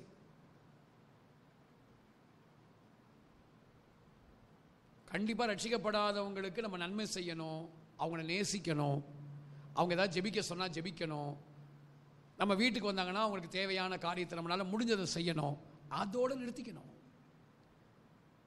நமக்கு ஐக்கியம் எல்லாம் பரிசுத்தவான்களோடும் நம்ம தேவ பிள்ளைங்க ஒருத்தருக்கு ஒருத்தர் தான் நம்ம ஐக்கியமா இருக்கணும். இதுதான் நித்தியம் வரைக்கும் வரக்கூடியது. அப்போ ஐக்கியம் ரொம்ப முக்கியம். ஐக்கியத்தை காத்துக்கொள்வது ரொம்ப ரொம்ப முக்கியம். கண்டோம். எப்பயோ ஒரு முறை பஸ்ல நான் படிச்ச ஞாபகம் இருக்கு. கலைஞர் சொன்னதா யார் சொன்னது எனக்கு தெரியல. நான் என்று சொல்லும் போது உதடுகள் ஒட்டுவதில்லை, நாம் என்று சொல்லும் போதுதான் உதடுகள் ஒட்டும். சும்மா நானு நானு நானு எனக்கு நானு இப்படியே இருந்தா உதடு ஒட்டாது. நாம் அப்படின்னு இருக்கும்போது தான் அங்க ஒரு ஒட்டுதல் நடக்கும். அதாவது ஐக்கியம்னு வரும்போது அங்க கொஞ்சம் குறைகள், கொஞ்சம் கூட குறைய எல்லாம் தான் இருக்கும். யார் நம்ம பூர்ணப்பட்டவங்க இல்லை. உடனே குறைய பார்த்த உடனே அவங்கள வேண்டான்னு தூக்கி எறிஞ்சிடக்கூடாது. ஆகவே தான் நான் ஆரம்பத்திலே நம்ம சபையில் வர்றவங்களுக்கு நான் ஆரம்பத்திலே சொன்ன விஷயம், உங்ககிட்ட மாறாத ஸ்பாவங்கள் இருக்குதா, அந்த ஸ்பாவத்தை வச்சுக்கிட்டே இங்கேயே இருங்க. ஏன்னா கொஞ்சம் கொஞ்சமா நீங்க வசனங்களை கேட்க கேட்க கேட்க கர்த்தரோட உறவாட உறவாட உறவாட படிப்படியா உங்களுக்குள்ள என்ன மாறிடும்? அந்த ஸ்பாவங்கள் மாறிடும். இந்த லாக்டவுன் டைம்ல நீங்க எல்லாம் நிறைய பேர் நல்ல அந்நிய பாஷையில பேசி பேசி ஆண்டவர் நல்லா நீங்க துதிச்சீங்க, ஆராதிச்சீங்க. நிறைய பேருக்குள்ள மாற்றங்கள் வந்ததாக நான் அறிந்து கொண்டேன். இன்னும் தேவனோட நெருங்க நெருங்க மாற்றங்கள் வரும். ஆகவே ஐக்கியம் ரொம்ப முக்கியம். இதை விட்டுட்டு ஆண்டவர் சொன்னாரு, இயேசு என்கிட்ட பேசுறாரு, கர்த்தர் பேசுவார் நம்ம கிட்ட. ஆனா ஐக்கியத்தை மீறி அடங்காத தனமா போற மாதிரி ஆண்டவர் பேச மாட்டார். அது பேசுறது வேற ஒண்ணு, பேய். ஆகவே ஐக்கியத்தை காத்துக்கொள்ளணும், ரொம்ப முக்கியம். ஐக்கியத்தை காத்துக்கொள்ள வேண்டும். கண்டோம். சரி, அடுத்தது அடங்கி இருப்பது. அடங்கி இருப்பது பாருங்க, அவரு நேரா கொண்டு போய் தான் மேசியாவை கண்டோம்னு சொல்லிட்டு நேரா அந்த சீமோன் பேதுருவை எங்க கொண்டு போறார்னா ஆண்டவர் யெஷுவாவிட்ட கொண்டு போய் அங்க போய் சப்மிட் பண்ணிட்டு அடங்கி இருக்கிறார். படிங்க இந்த வசனம் 42. பின்பு அவன் இயேசுவிடத்தில் கூட்டிக் கொண்டு வந்தான். இயேசுவிடத்தில் கூட்டிக் கொண்டு வந்தான். இயேசு அவனை பார்த்து, நீ யோனாவின் மகனாகிய சீமோன், நீ கேபா என்னப்படுவாய் என்றார். ஸோ இப்படிலாம் சொல்லும்போது, ஆண்டவரை நான் தானே கூட்டிட்டு வந்தேன், என்னை பற்றி நீங்கள் ஒன்றுமே சொல்லலை, இவரை பற்றி மட்டும் ஏதாவது சொல்கிறீங்களே அப்படின்னா கேட்காம அடங்கி இருந்தார் அந்திரேயா. இதே மாதிரி நாமும் அடங்கி இருக்கிற அனுபவம் ரொம்ப முக்கியம். ஆண்டவர் விரும்புகிற பிரகாரமா அவருக்கு விருப்பமானபடி ஊழியம் செய்கிறவர்கள் கண்டிப்பாக அவருக்கு அடங்கி இருப்பார்கள். 1 பேதுரு 5ஆம் அதிகாரம் 6வது வசனத்தை படிக்கும்போது, ஆகையால் ஏற்ற காலத்திலே தேவன் உங்களை உயர்த்தும்படிக்கு, ஏற்ற காலத்தில் தேவன் உங்களை உயர்த்தும்படிக்கு அவருடைய பலத்த கைக்குள் அடங்கி இருங்கள், அவருடைய பலத்த கைக்குள் அடங்கி இருங்கள். உயர்வு வரணுமா? உயர்வு வருவதற்கு முன்னே நம்ம வாழ்க்கையில் இருக்க வேண்டிய ஒரு முக்கியமான தன்மை என்ன? அடங்கி இருப்பது. உயர்வுகள் உயரத்திலிருந்து வர வேண்டுமானால் உன்னதரின் கரத்துக்குள் அடங்கி இருக்கணும். அவ்வளவுதான். நாம நம்மளை உயர்த்தி கொள்வதற்கெல்லாம் அடங்கி இருக்க வேண்டாம். ஆனா உயர்வுகள் உயரத்திலிருந்து வரணும். அந்த உயர்வுகள் உயரத்திலிருந்து வரணும். நிறைய பேருக்கு உயர்வுகள் உயரத்திலிருந்து வர வரைக்கும் வெயிட் பண்ண முடியல. தங்களை முக்கியப்படுத்தணும், தங்களை பெருசா நினைக்கணும், தங்களை தலை மேல தூக்கி வைக்கணும், பெருசா நினைக்கணும். அப்படியே மனசு பதைக்குது.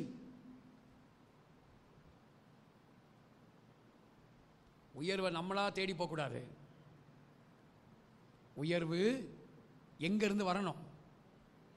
சொல்லுங்க, எங்க இருந்து வரணும்? உயர்வு உயரத்திலிருந்து வரணும். யாருக்கு அப்படி வரும்? அவருடைய பலத்த கைக்குள்ள அடங்கி இருக்கிறவங்க.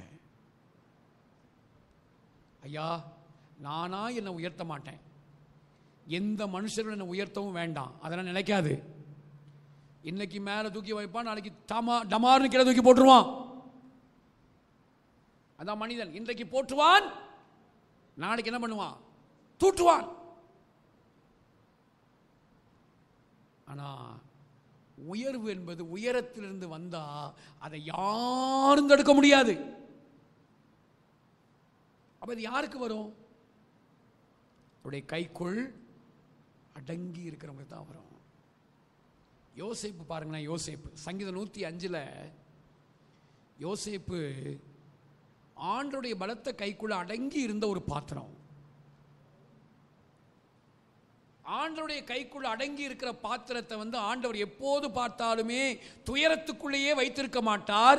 துயரத்தில் அல்ல, அவங்கள உயரத்தில் வைப்பார். எத்தனை பேருக்கு ஆமென் சொல்றீங்க? என்ன புரிஞ்சது உங்களுக்கு? ஆண்டவருடைய கைக்குள்ள அடங்கி இருக்கிறவங்களை கர்த்தர் எங்க வைக்க மாட்டாரு? துயரத்தில் வைக்க மாட்டார். எங்க வைப்பார்? உயரத்தில் வைப்பார்.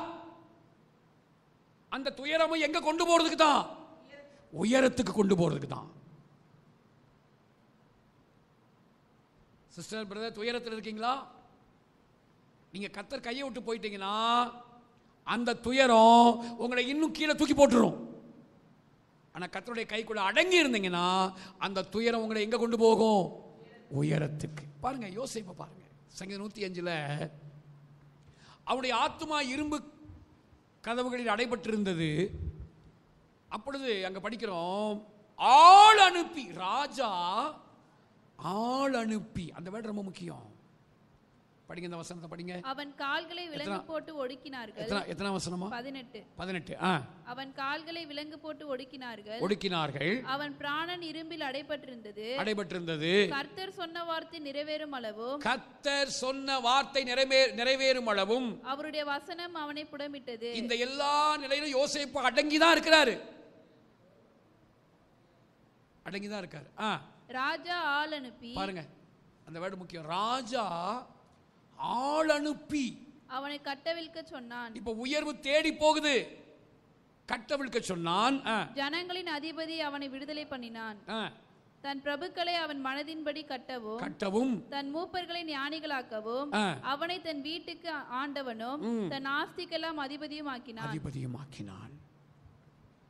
யோசேப்பு உயர்வு என்ன செய்யல? உயர்வை தேடி யோசேப்பு போல. யோசேப்பு கர்த்தருடைய கரத்தில் அடங்கி இருந்தபடியினால் அவருக்கு துயரம் வந்துச்சு. ஆனா துயரம் கடைசியில் எங்க கொண்டு போயிடுச்சு அவரை? உயரத்துக்கு. இந்த ஜூலை மாதம் கணத்துக்குரிய நம்முடைய ஜோஷுவா எஸ்டோ, பாஸ்டர் ஜோஷுவா எஸ்டோங்கிற அந்த ஐயா கொடுத்த வாக்குத்தத்தம் அதான், துயரத்தில் அல்ல உயரத்தில்.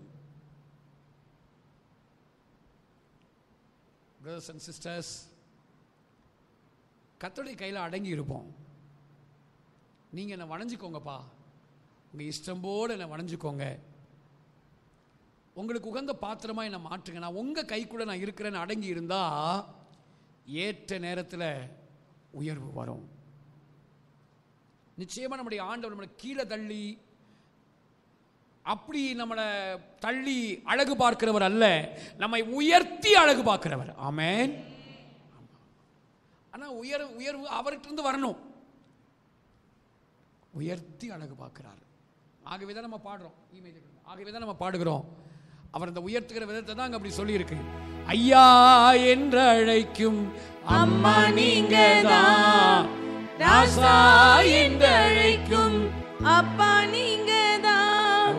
ஓ ஐயா என்று அழைக்கும் அம்மா நீங்க தான், என்ன ராசா என்று அழைக்கும் அப்பா நீங்க தான்.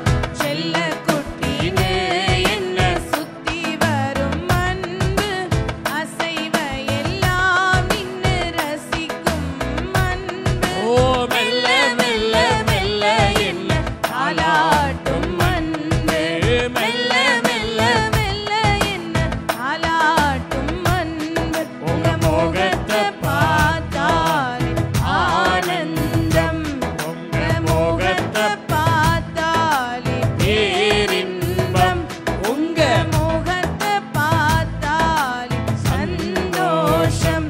ஈஸ்வராஜா ஈஸ்வராஜா ஈஸ்வராஜா.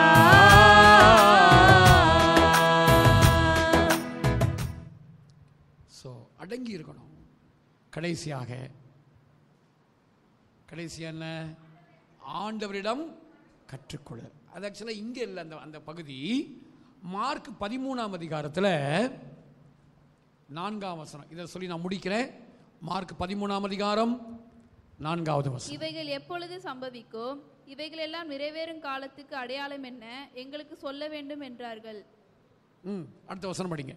இயேசு அவர்களுக்கு பிரதியுத்தரமாக, ஒருவனும் உங்களை வஞ்சியாதபடிக்கு எச்சரிக்கையாயிருங்கள். 1 வாசிக்கலாம். 1 அவர் தேவாலயத்தை விட்டு புறப்படும் போது அவருடைய சீஷரில் ஒருவன் அவரை நோக்கி, போதகரே, இதோ இந்த கல்லுகள் எப்படிப்பட்டது, இந்த கட்டடங்கள் எப்படிப்பட்டது பாரும் என்றான்.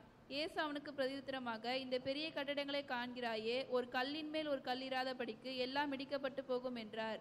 பின்பு அவர் தேவாலயத்துக்கு எதிராக ஒலிவ மலையின் மேல் உட்கார்ந்திருக்கையில் பேதுருவும் யாக்கோபும் யோவானும் அந்திரேயாவும் அவரிடத்தில் தனித்து வந்து. அந்த வேர்டு கவனிச்சீங்களா? எப்படி வந்து?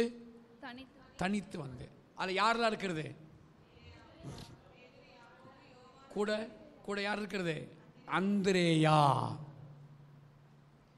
தனித்து வந்து. அப்ப இங்க அவர் எதுக்கு வந்திருக்கிறாரு? ஆண்டவரிடத்தில் கற்றுக்கொள்ள தனித்து வந்து. என்ன கேட்கிறாங்க பாருங்க.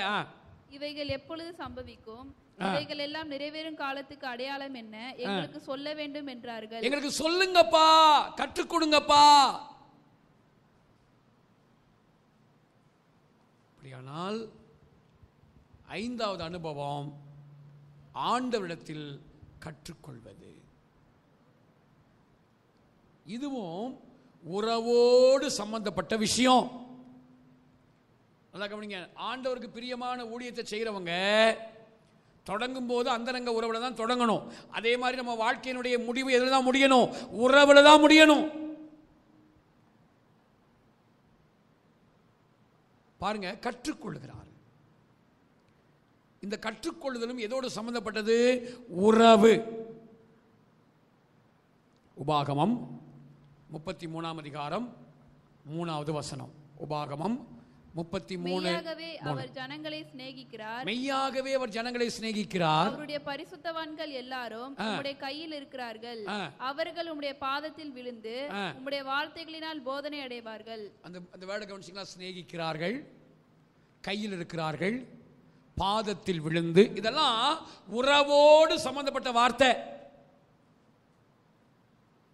உம்முடைய பாதத்தில் விழுந்து உம்மால் என்ன வார்த்தையினால் என்ன அடைவார்கள்? போதனை அடைகிறார்கள். அப்ப கற்றுக்கொள்ளுதல் என்பது ஏதோ இந்த ஸ்கூல்ல போய் உட்கார்ந்து படிக்கிற மாதிரி இல்லை. இதுவும் எதோட சம்பந்தப்பட்ட விஷயம்? உறவு. உறவு. ஆண்டவரோடு அந்த ரங்கத்தில் உட்கார்ந்து தேவ சமூகத்தில் உட்கார்ந்து அவர்கிட்ட படிக்கணும், அவர்கிட்ட கற்றுக்கொள்ளணும், அவரிடத்துல காரியங்களை பெற்றுக்கொள்ள வேண்டும்.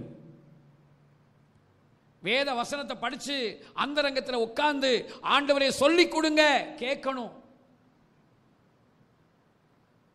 கற்றுக்கொள்ள வேண்டும்.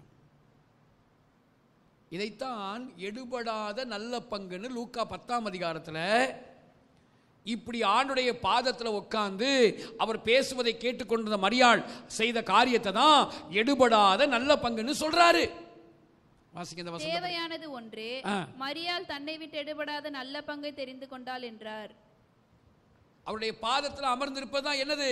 எடுபடாத நல்ல பங்கு. பிரதர்ஸ் அண்ட் சிஸ்டர்ஸ், நீங்களும் நானும் கற்றுக்கொள்வதற்கு வாஞ்சியா இருக்கணும். அந்த ரங்கத்தில் ஆண்டவரோடு உறவாடணும், வேதத்தை தேடி தேடி ஆராய்ச்சி செய்யணும், வேதத்தில் யெஷுவாவை தேடணும், யெஷுவாவை தேடணும். அந்த ரங்கத்தில் நாம் தேவ சமூகத்தில் அவரிடத்தில் கற்றுக்கொள்ளும் போதுதான் அவருடைய அந்த அந்தரங்கமான தேவ சமூகம்தான் நாம் வெளியரங்கமாய் பிரகாசிப்பதற்கு நம்மை உருவாக்குகிற இடம். அது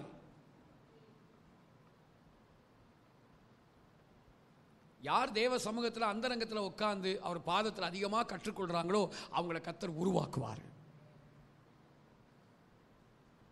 அவங்க வெளியரங்கமாக பிரகாசிப்பாங்க,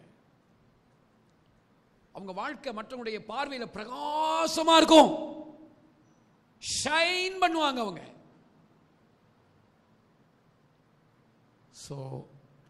தேவ சமூகத்தில் கற்றுக்கொள்ள வேண்டும். ஒரு காரியத்தை சொல்லிட்டு நான் முடிக்கிறேன். யார் அதிகமாக தேவனை தேடி அவர் சமூகத்தில் கற்றுக்கொள்றாங்களோ அவங்க தான் அவங்க வாழ்கிற காலத்தில் தேவனுடைய தேவையை நிறைவேற்றுகிற பாத்திரமாக இருப்பார்கள். திரும்ப அந்த வார்த்தையை சொல்றேன். ஆண்டவர் இந்த நாட்களில் அவரை தேடுகிற மனிதர்களை தேடிட்டு இருக்காரு. அவர் பாதத்தில் விழுந்து அவரிடத்தில் கற்றுக்கொண்டு அவரையே கற்றுக்கொள்ளும்படியாக, அவரை பற்றி கற்றுக்கொள்வது வேறு, அவரையே கற்றுக்கொள்வது வேறு. ஐயா, நான் உங்களை பற்றி நான் கற்றுக்கிறதுக்கு தான் பைபிள் காலேஜஸ் எல்லாம் இருக்கு பாருங்க, அதெல்லாம் அவரை பற்றி கற்றுக்கொள்வது. ஆனால் அந்த ரங்கத்தில் உறவாடுவது தான் அவரை கற்றுக்கொள்வது.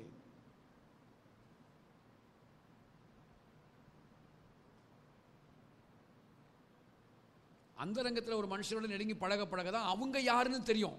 ஆனால் அந்த ரங்கத்தில் பழகாம தூரத்துல இருந்து பார்த்தா அவங்கள பற்றின சில விஷயங்கள் நமக்கு தெரியும் இல்லையா? அந்த மாதிரி தான். இப்படி யார் ஆண்டவரை கற்றுக்கொள்கிறார்களோ, ஆண்டவரை தேடுகிறார்களோ அவங்களை கொண்டுதான் ஆண்டவர் அவங்க வாழுகிற அந்த காலத்தில் அவருடைய தேவையை, யாருடைய தேவை? ஆண்டவருடைய தேவையை நிறைவேற்றுகிற பாத்திரங்களாக கர்த்தர் அவங்களை வைப்பார். இன்னைக்கு நம்ம எதுக்கு இயேசுகிட்ட வர்றோம்? ஏன் தேவை சந்திக்கப்படணும். சிலர் ஊழியம் செய்கிறாங்க. எதுக்கு? இயேசுங்கிற பேரை சொல்லி மக்களுடைய தேவைகளை சந்திக்கணும். கடன் பிரச்சனை மாறணும், கல்யாணம் ஆகலையா கல்யாணம் நடக்கணும், கல்யாணம் ஆகி குழந்தை பிறக்கலையா குழந்தை பிறக்கணும், வீடு கட்டப்படலையா வீடு கட்டப்படணும். ஓகே, இதெல்லாம் நடக்கட்டும். ஆனால் அதை விட முக்கியம் என்ன தெரியுமா? கடவுளுக்கு ஒரு தேவை இருக்கு.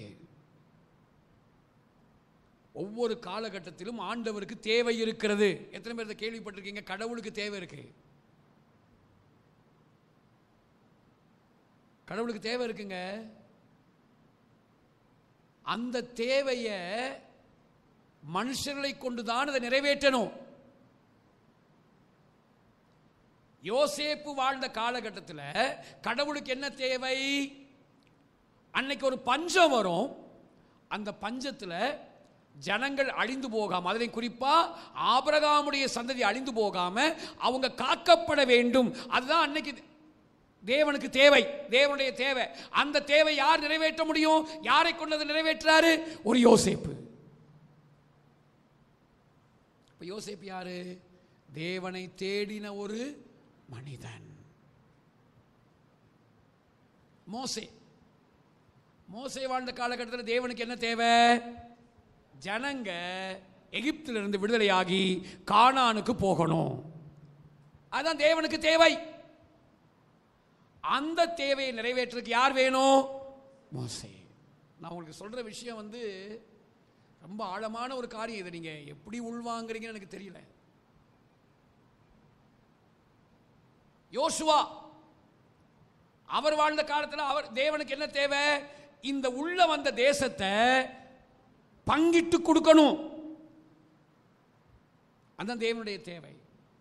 சாமுவேல் அந்த நாட்களில் வசனம் கேட்கக்கூடாத தேவ சத்தம் அபூர்வமா இருந்துச்சு.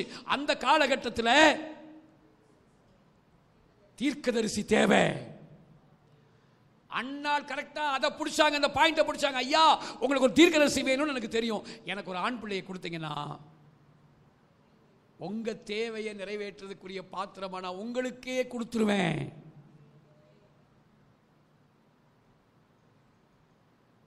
பவுல் வாழ்ந்த காலத்தில் என்ன தேவை? சபை ஸ்தாபிக்கப்படணும். ஸ்தாபிக்கப்பட்ட சபைக்கு உபதேசங்கள் தேவை. அதை யாரை கொண்டு நிறைவேற்றுவது? அதுக்கு சரியான ஆள் இந்த பவுல். அதே மாதிரி இந்த 21ஆம் நூற்றாண்டுல ஆண்டவருக்கு ஒரு தேவை இருக்கு. கடைசி கால எழுப்புதல் வரணுங்க. அதுதான் அவருடைய இப்போதைய பிரதான தேவை. அந்த எழுப்புதல் சுவிசேஷத்தை அறிவித்து அற்புதங்களை செய்வதனால் மட்டுமல்ல. அது ஒரு சைடு, ஒரு பக்கம். இன்னொரு பக்கம் தேவன் அருளிய வேதத்தை தேவன் அருளிய பிரகாரமா ஜனங்க மத்தியில் கொண்டு போகணும். அது அவருடைய பிரதான தேவை. அதுதான் எழுப்புதல் வரும். அந்த தேவையை நிறைவேற்றுறதுக்கு நீங்களும் நானும் தேவை. இந்த சபை தேவை. இந்த எண்ணூர் ஏசிய சபை தேவை அவருக்கு.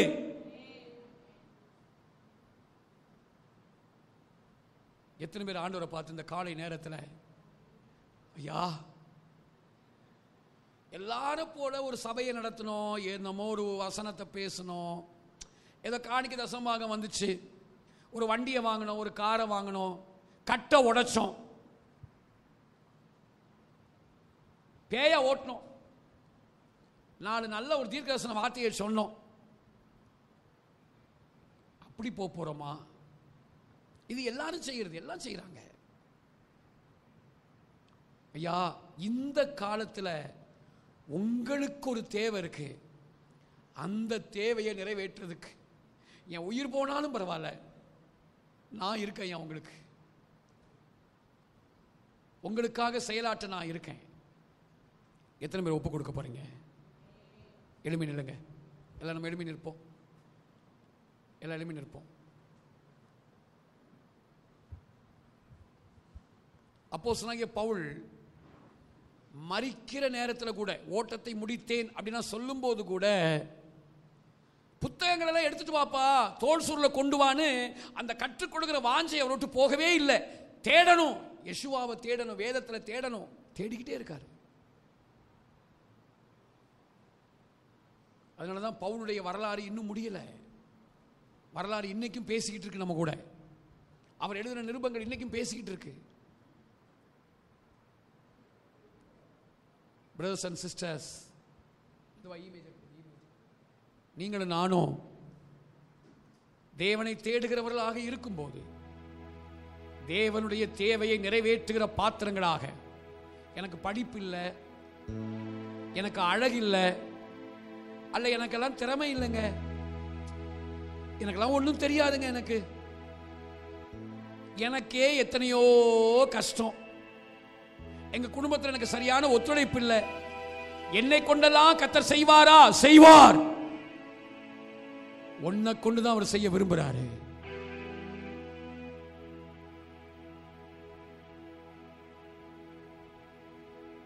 தாவீது கையில வந்த கூழாங்கல் இருக்கு பாருங்க. இந்த கூழாங்கல், இந்த கூழாங்கல் ஒரு காலத்துல ரொம்ப பயங்கரமான ஒரு கரடு முரடான கல்லா, வர வர வர வரன்னு இருந்த கல் அது.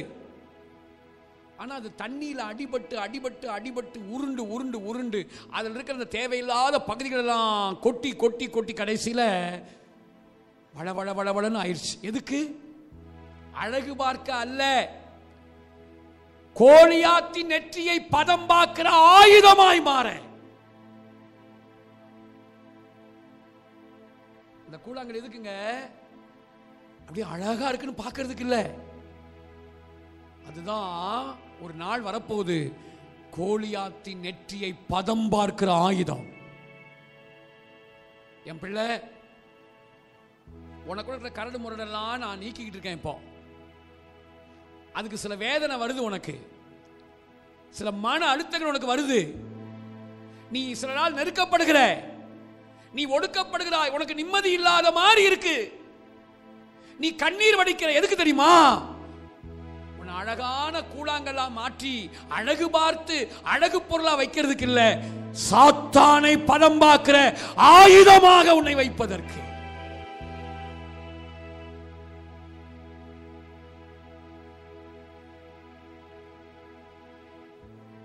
அழகாய் மின்னுகிற வைரம் அதிக வெப்பத்திலையும் அதிகமான அழுத்தத்திலையும் அதிகமான இருட்டிலையும் தான், ஆழத்துல இருந்து தான் வைரம், அழகான வைரக்கற்கள் வெளியே வருது.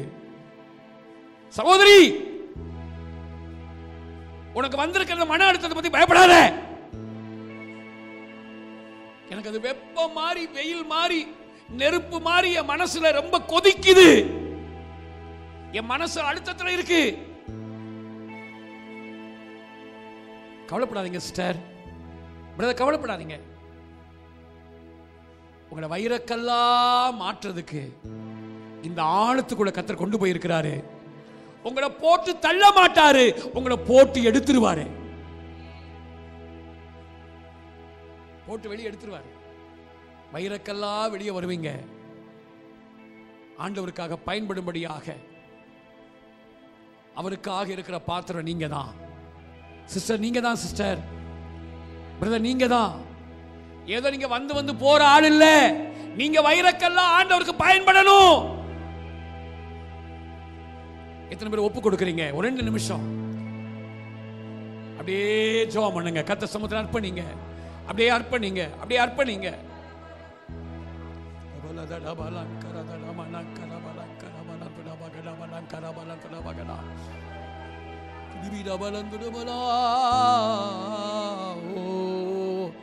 ஆண்டவர்கிட்ட எப்படி எப்படிலாம் அர்ப்பணிக்கணுமோ அர்ப்பணிங்க.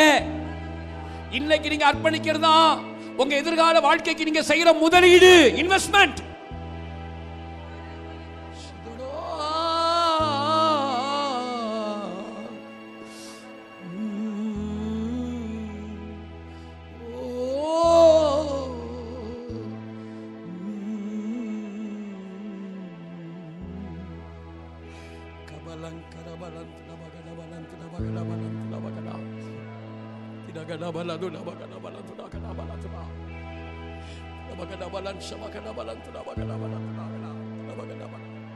தேவன் உன்னதான் தேடுறாரு. பிள்ளை, நான் உன்னதான் தேடிக்கிட்டு இருக்கேன். நீ என்ன தேடி வரமாட்டியா? உனக்காக நான் காத்திருக்கேன். என் பாதத்துல வந்து அடிக்கடி விடமாட்டியா? உனக்காக நான் காத்திருக்கிறேன். என்னோட அந்தரங்கத்தில் உறவாட மாட்டாயான்னு உனக்காக நான் காத்திருக்கிறேன். உன்னை பற்றி எனக்கு ஒரு பெரிய நோக்கம் இருக்கு. நீ இப்ப நினைத்துக் கொண்டிருக்கிற, இப்ப நீ இருக்கிற இந்த லெவல் என் லெவல் இல்ல. உன்னை பற்றி என் லெவலே வேற, நான் நினைத்திருக்கிற நினைவுகளே வேற. அந்த நினைவு நிஜமாகணுமா? என்ன தேடி வா, என் பாதத்தில் உட்காரு, என்கிட்ட காத்துரு, என் பாதத்தில் அமர்ந்துரு என்று கர்த்தர் வாக்கு பண்ணுகிறார். கர்த்தர் உன்னை அழைக்கிறார், உன்னை கூப்பிடுறாரு. தேவன் உன்னை அழைக்கிறார். அவருடைய முகத்தை பார்த்து வா. முகத்தை பார்த்து வா, கரத்தை பார்த்து இல்ல, முகத்தை பார்த்து வா.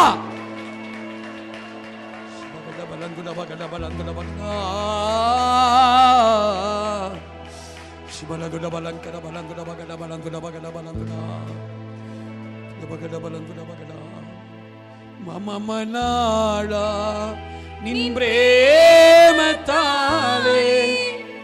மமமனாளா நின் பிரேமத்தாலே நிறையுன்னே உள்ளமின் நேரம் நிறையுன்னே உள்ளமின் நேரம். இந்த கடைசி 2 அடிய பாடி, ஐயா என்ன தண்ணீர்கள் வரட்டும், என்ன வேணாலும் வரட்டும், இந்த நேசத்தை அவிழ்க்க முடியாதையா. இந்த ஏழை மேல் வச்ச இந்த சிநேகத்துக்காக நான் என்ன கொடுக்க போறேன்? நான் உங்களை தேடி தேடி வந்து உங்க முகத்தை பார்த்து பார்த்து உங்களையே சுத்தி வர போறேன். என் மனசு உங்களை தான் சுத்தி வரும். அப்படித்தவர்களாக மமமனாளா நின் பிரேமத்தாலே, மமமனாளா நின் பிரேமத்தாலே நிறையும் நீன் உள்ளமின் நேரம் நிறையும் நீன் உள்ளமின் நேரம். ஏறிய வெள்ளங்கள் கேளுதலை கெடுப்பான், ஏழையேனின் பிரேமத்தில் நின்னும் ஏழையேனின் பிரேமத்தில் நின்னும் பகருகானின் ஆத்மசக்தி, பகருகானின் ஆத்மசக்தி என்னவன் நீ பார், நின் பிரேமம் என்னவன் நீ பார். மமமனாளா நின் பிரேமத்தாலே, மமமனாளா நின் பிரேமத்தாலே நிறையும் நீன் உள்ளமின் நேரம் நிறையும் என் உள்ளமின் நேரம். ஏதுமில்லை ஏறுவானிகத்தில் ஏழமேல் வச்ச ஸ்நேகமதோர்த்தால், ஏழமேல் வச்ச ஸ்நேகமதோர்த்தால் ஏகுன்னே ஸ்துதி ஸ்தோத்திரமும் ஞான், ஏகுன்னே ஸ்துதி ஸ்தோத்திரமும் ஞான். ஏற்றுக்கொள்ளானி என் பிரியா, ஏற்றுக்கொள்ளானி. மமமனாளா நின் பிரேமத்தாலே, மமமனாளா நின் பிரேமத்தாலே நிறையும் நீன் உள்ளமின் நேரம் நிறையும் என் உள்ளமின் நேரம். சிலுவையில் ரத்தம் சிந்தி பெத்தெடுத்தீங்க பெத்து தாய்ப்பால் வார்த்தையால மூட்டு நீங்கய்யா. சிலுவையில் ரத்தம் சிந்தி பெத்தெடுத்தீங்க பெத்து வார்த்தையான தாய்ப்பால ஊட்டு நீங்கய்யா. எனக்குள்ள இருப்பது உங்களோட உசுரு, உசுருக்குள் இருக்கு உங்களோட பெயரு. இயேசுவா இயேசுவான்னு துடிக்குது மனசு, இயேசுவா இயேசுவான்னு துடிக்குது மனசு. உங்க முகத்தை பார்த்தாலே ஆனந்தம், உங்க முகத்தை பார்த்தாலே பேரின்பம், உங்க முகத்தை பார்த்தாலே சந்தோஷம். ஈஸ்வராஜா ஈஸ்வராஜா ஈஸ்வராஜா. கைகளை தட்டி ஆண்டவருக்கு நன்றி சொல்லி கர்த்தரை ஸ்தோத்திரம் பண்ணுங்க. எல்லா ஆவி நிறைந்த கைகளை தட்டி அப்படியே தேவ சமூகத்துல நீகாபாலா கரபாலா கடபாலா கரபாலா துடபலன் கரபலன் துடபா கடபலன் துடா துடபல துடபலன் கரபலன் குரா. கடைசி கால எழுப்புதல்ல மற்றவங்க பயன்படுறத பார்த்து ரசிக்கிறதுக்கு ஒன்று அழைக்கல சிஸ்டர், உங்களை அழைக்கல. நீங்க பயன்படுறத பார்த்து யேசுவா ரசிக்கணும்னு நினைக்கிறாரு.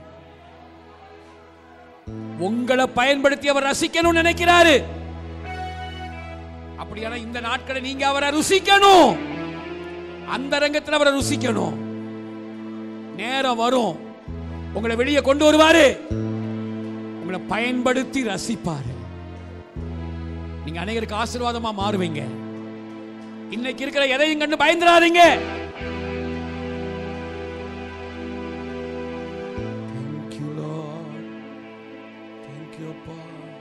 கையை உயர்த்தி மெல்ல மெல்ல மெல்ல என்ன தாலாட்டும் அன்பு, ஓ மெல்ல மெல்ல மெல்ல என்ன தாலாட்டும் அன்பு, ஓ இயேசுவா இயேசுவான்னு துடிக்குது மனசு, ஓ இயேசுவா இயேசுவான்னு துடிக்குது மனசு.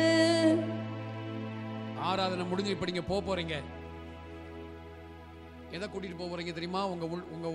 உங்களுக்குள்ள உசுரா அவரே இருக்கிறாரு.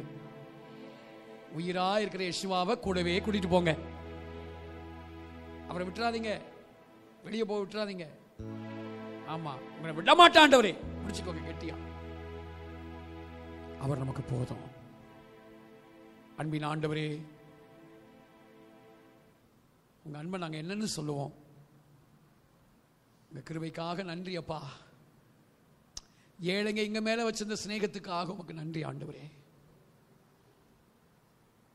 ஏதோ எல்லாரையும் போல நாங்க வாழ்ந்தோம், ஏதோ சாப்பிட்டோம், ஏதோ ஒரு வீட்டை கட்டினோம், ஏதோ கல்யாணத்தை பண்ணோம், 2 பிள்ளைங்களை பெற்றோம், போனோம். இப்படி நாங்கள் இருக்கக்கூடாது. அதுக்கு நீங்கள் எங்களை அழைக்கல. இந்த காலத்தில் உங்களுக்குன்னு ஒரு தேவை இருக்கு. அந்த தேவையை நிறைவேற்றுறதுக்கு ஐ எம் அவைலபிள்னு நாங்கள் சொல்கிறோம்ப்பா. நாங்கள் இருக்கிறோம் ஆண்டவரே, நான் இருக்கேன், நாங்கள் இருக்கோம். இங்கே 800 ஏசிஏ சபை இருக்கு, இங்கே சபையில் இருக்க இத்தனை பேர் நாங்கள் இருக்கோம். எங்களை கொண்டு இந்த காலத்தில் உங்க தேவை எதுவோ வருகைக்கு ஆயத்தப்படுத்தும்படியா, மணவாட்டி கூட்டத்தை ஆயத்தப்படுத்தும்படியா, உங்க தேவையில நாங்க எந்த பங்கை நாங்க எடுக்கணுமோ எடுக்க நாங்க அர்ப்பணிக்கிறோம். ஐயா. ஒரு அந்திரேயா மூலமா வந்த பேதுரு வல்லமையான பாத்திரமா வந்தது போல நாங்க யேசுவாவை அறிவித்து அழைத்து கொண்டு வருகிற பாத்திரம் ஒரு பேதுருவா இருக்கலாமே, ஒரு பவுலா இருக்கலாமே, யாருக்கு தெரியும்? எங்களை பயன்படுத்துங்கப்பா. அந்த ரங்கத்தில் பண்படுத்தி வெளியரங்கமா எங்களை பயன்படுத்துங்க. தயவுள்ள கரங்களை ஒப்பு கொடுக்கிறோம். வந்த யாவரையும் ஆசீர்வதிங்க, நிறைவான நன்மைகள் உண்டாகட்டும். பென்னலோகிம் யெஷுவா ஹமஷியாக் நாமத்தில் எங்களை சீக்கிரமான வருகைக்கு ஆயத்தப்படுத்துங்க. பென்னலோகிம் யெஷுவா ஹமஷியாக் நாமத்தில், இயேசு கிறிஸ்துவின் நாமத்தில் ஜெபிக்கிறோம் எங்கள் நல்ல பிதாவே, ஆமென். Sharma Israel Adonai Eloheinu Adonai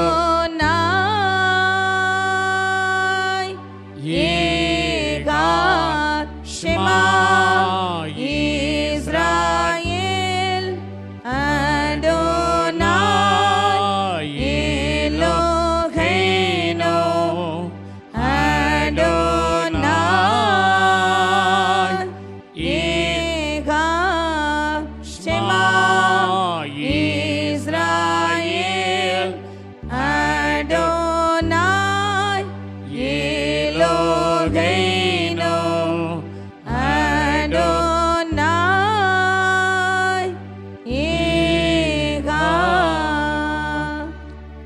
சேர்ந்து சொல்லுவோம். என் ஆத்துமாவே கர்த்தரை ஸ்தோத்திரி, என் ஆத்துமாவே கர்த்தரை ஸ்தோத்திரி. அவர் செய்த சகல உபகாரங்களையும் மறவாதே. அவன் அக்கிரமங்களை எல்லாம் மன்னித்து நோய்களை எல்லாம் குணமாக்கி பிராணனை அழிவுக்கு விலக்கி மீட்டு உன்னை கிருபையினால் நடிமுடி சூட்டி நன்மையினால் வாய் திருப்தி ஆக்குகிறார். கழுகுக்கு சமானமாயின் வயது திரும்ப வாழ வயது போல் ஆகிறது. ஆமென். இடதுகை இருதயத்தில் வைத்து வலதுகை ஆண்டவருக்கு நேராக உயர்த்தி இவரேகா இவரே யாவே இவரேகா இவரேகா யாவே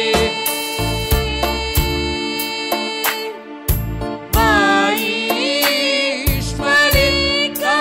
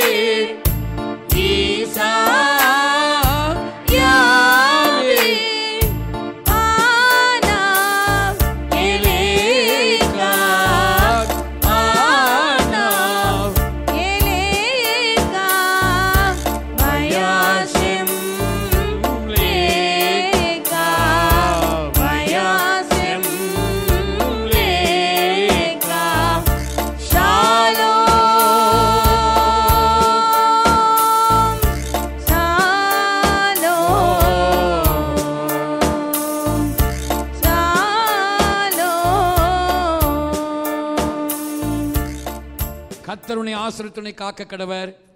கர்த்தர் நம்முடைய முகத்தின் பிரகாசம் கிருபையா இருக்க கடவர். கர்த்தர் நம்முடைய முகத்தின் பிரசன்னாக்கி உனக்கு சமாதானம் ஷலோம் கட்டிட கடவர். நம்முடைய கர்த்தராகிய இயேசு கிறிஸ்து யேசுவாக மரியாதையுடைய கிருபையும் பிதாவாகிய தேவனுடைய அன்பும் பரிசுத்தாவுடைய அந்யோன்யமும் இன்னும் சதா காலங்களிலும் நம்முடைய சொல்ல பரிசுத்தவாங்களோட கர்த்தரை வருகை வரைக்கும் இருந்து நம்ம எல்லாரையும் காப்பதாக. ஒரு கோடி செல்வங்கள் என்னை தேடி வந்தாலும் உமக்கது ஈடாகுமோ? ஒரு கோடி செல்வங்கள் என்னை தேடி வந்தாலும் உமக்கது ஈடாகுமோ?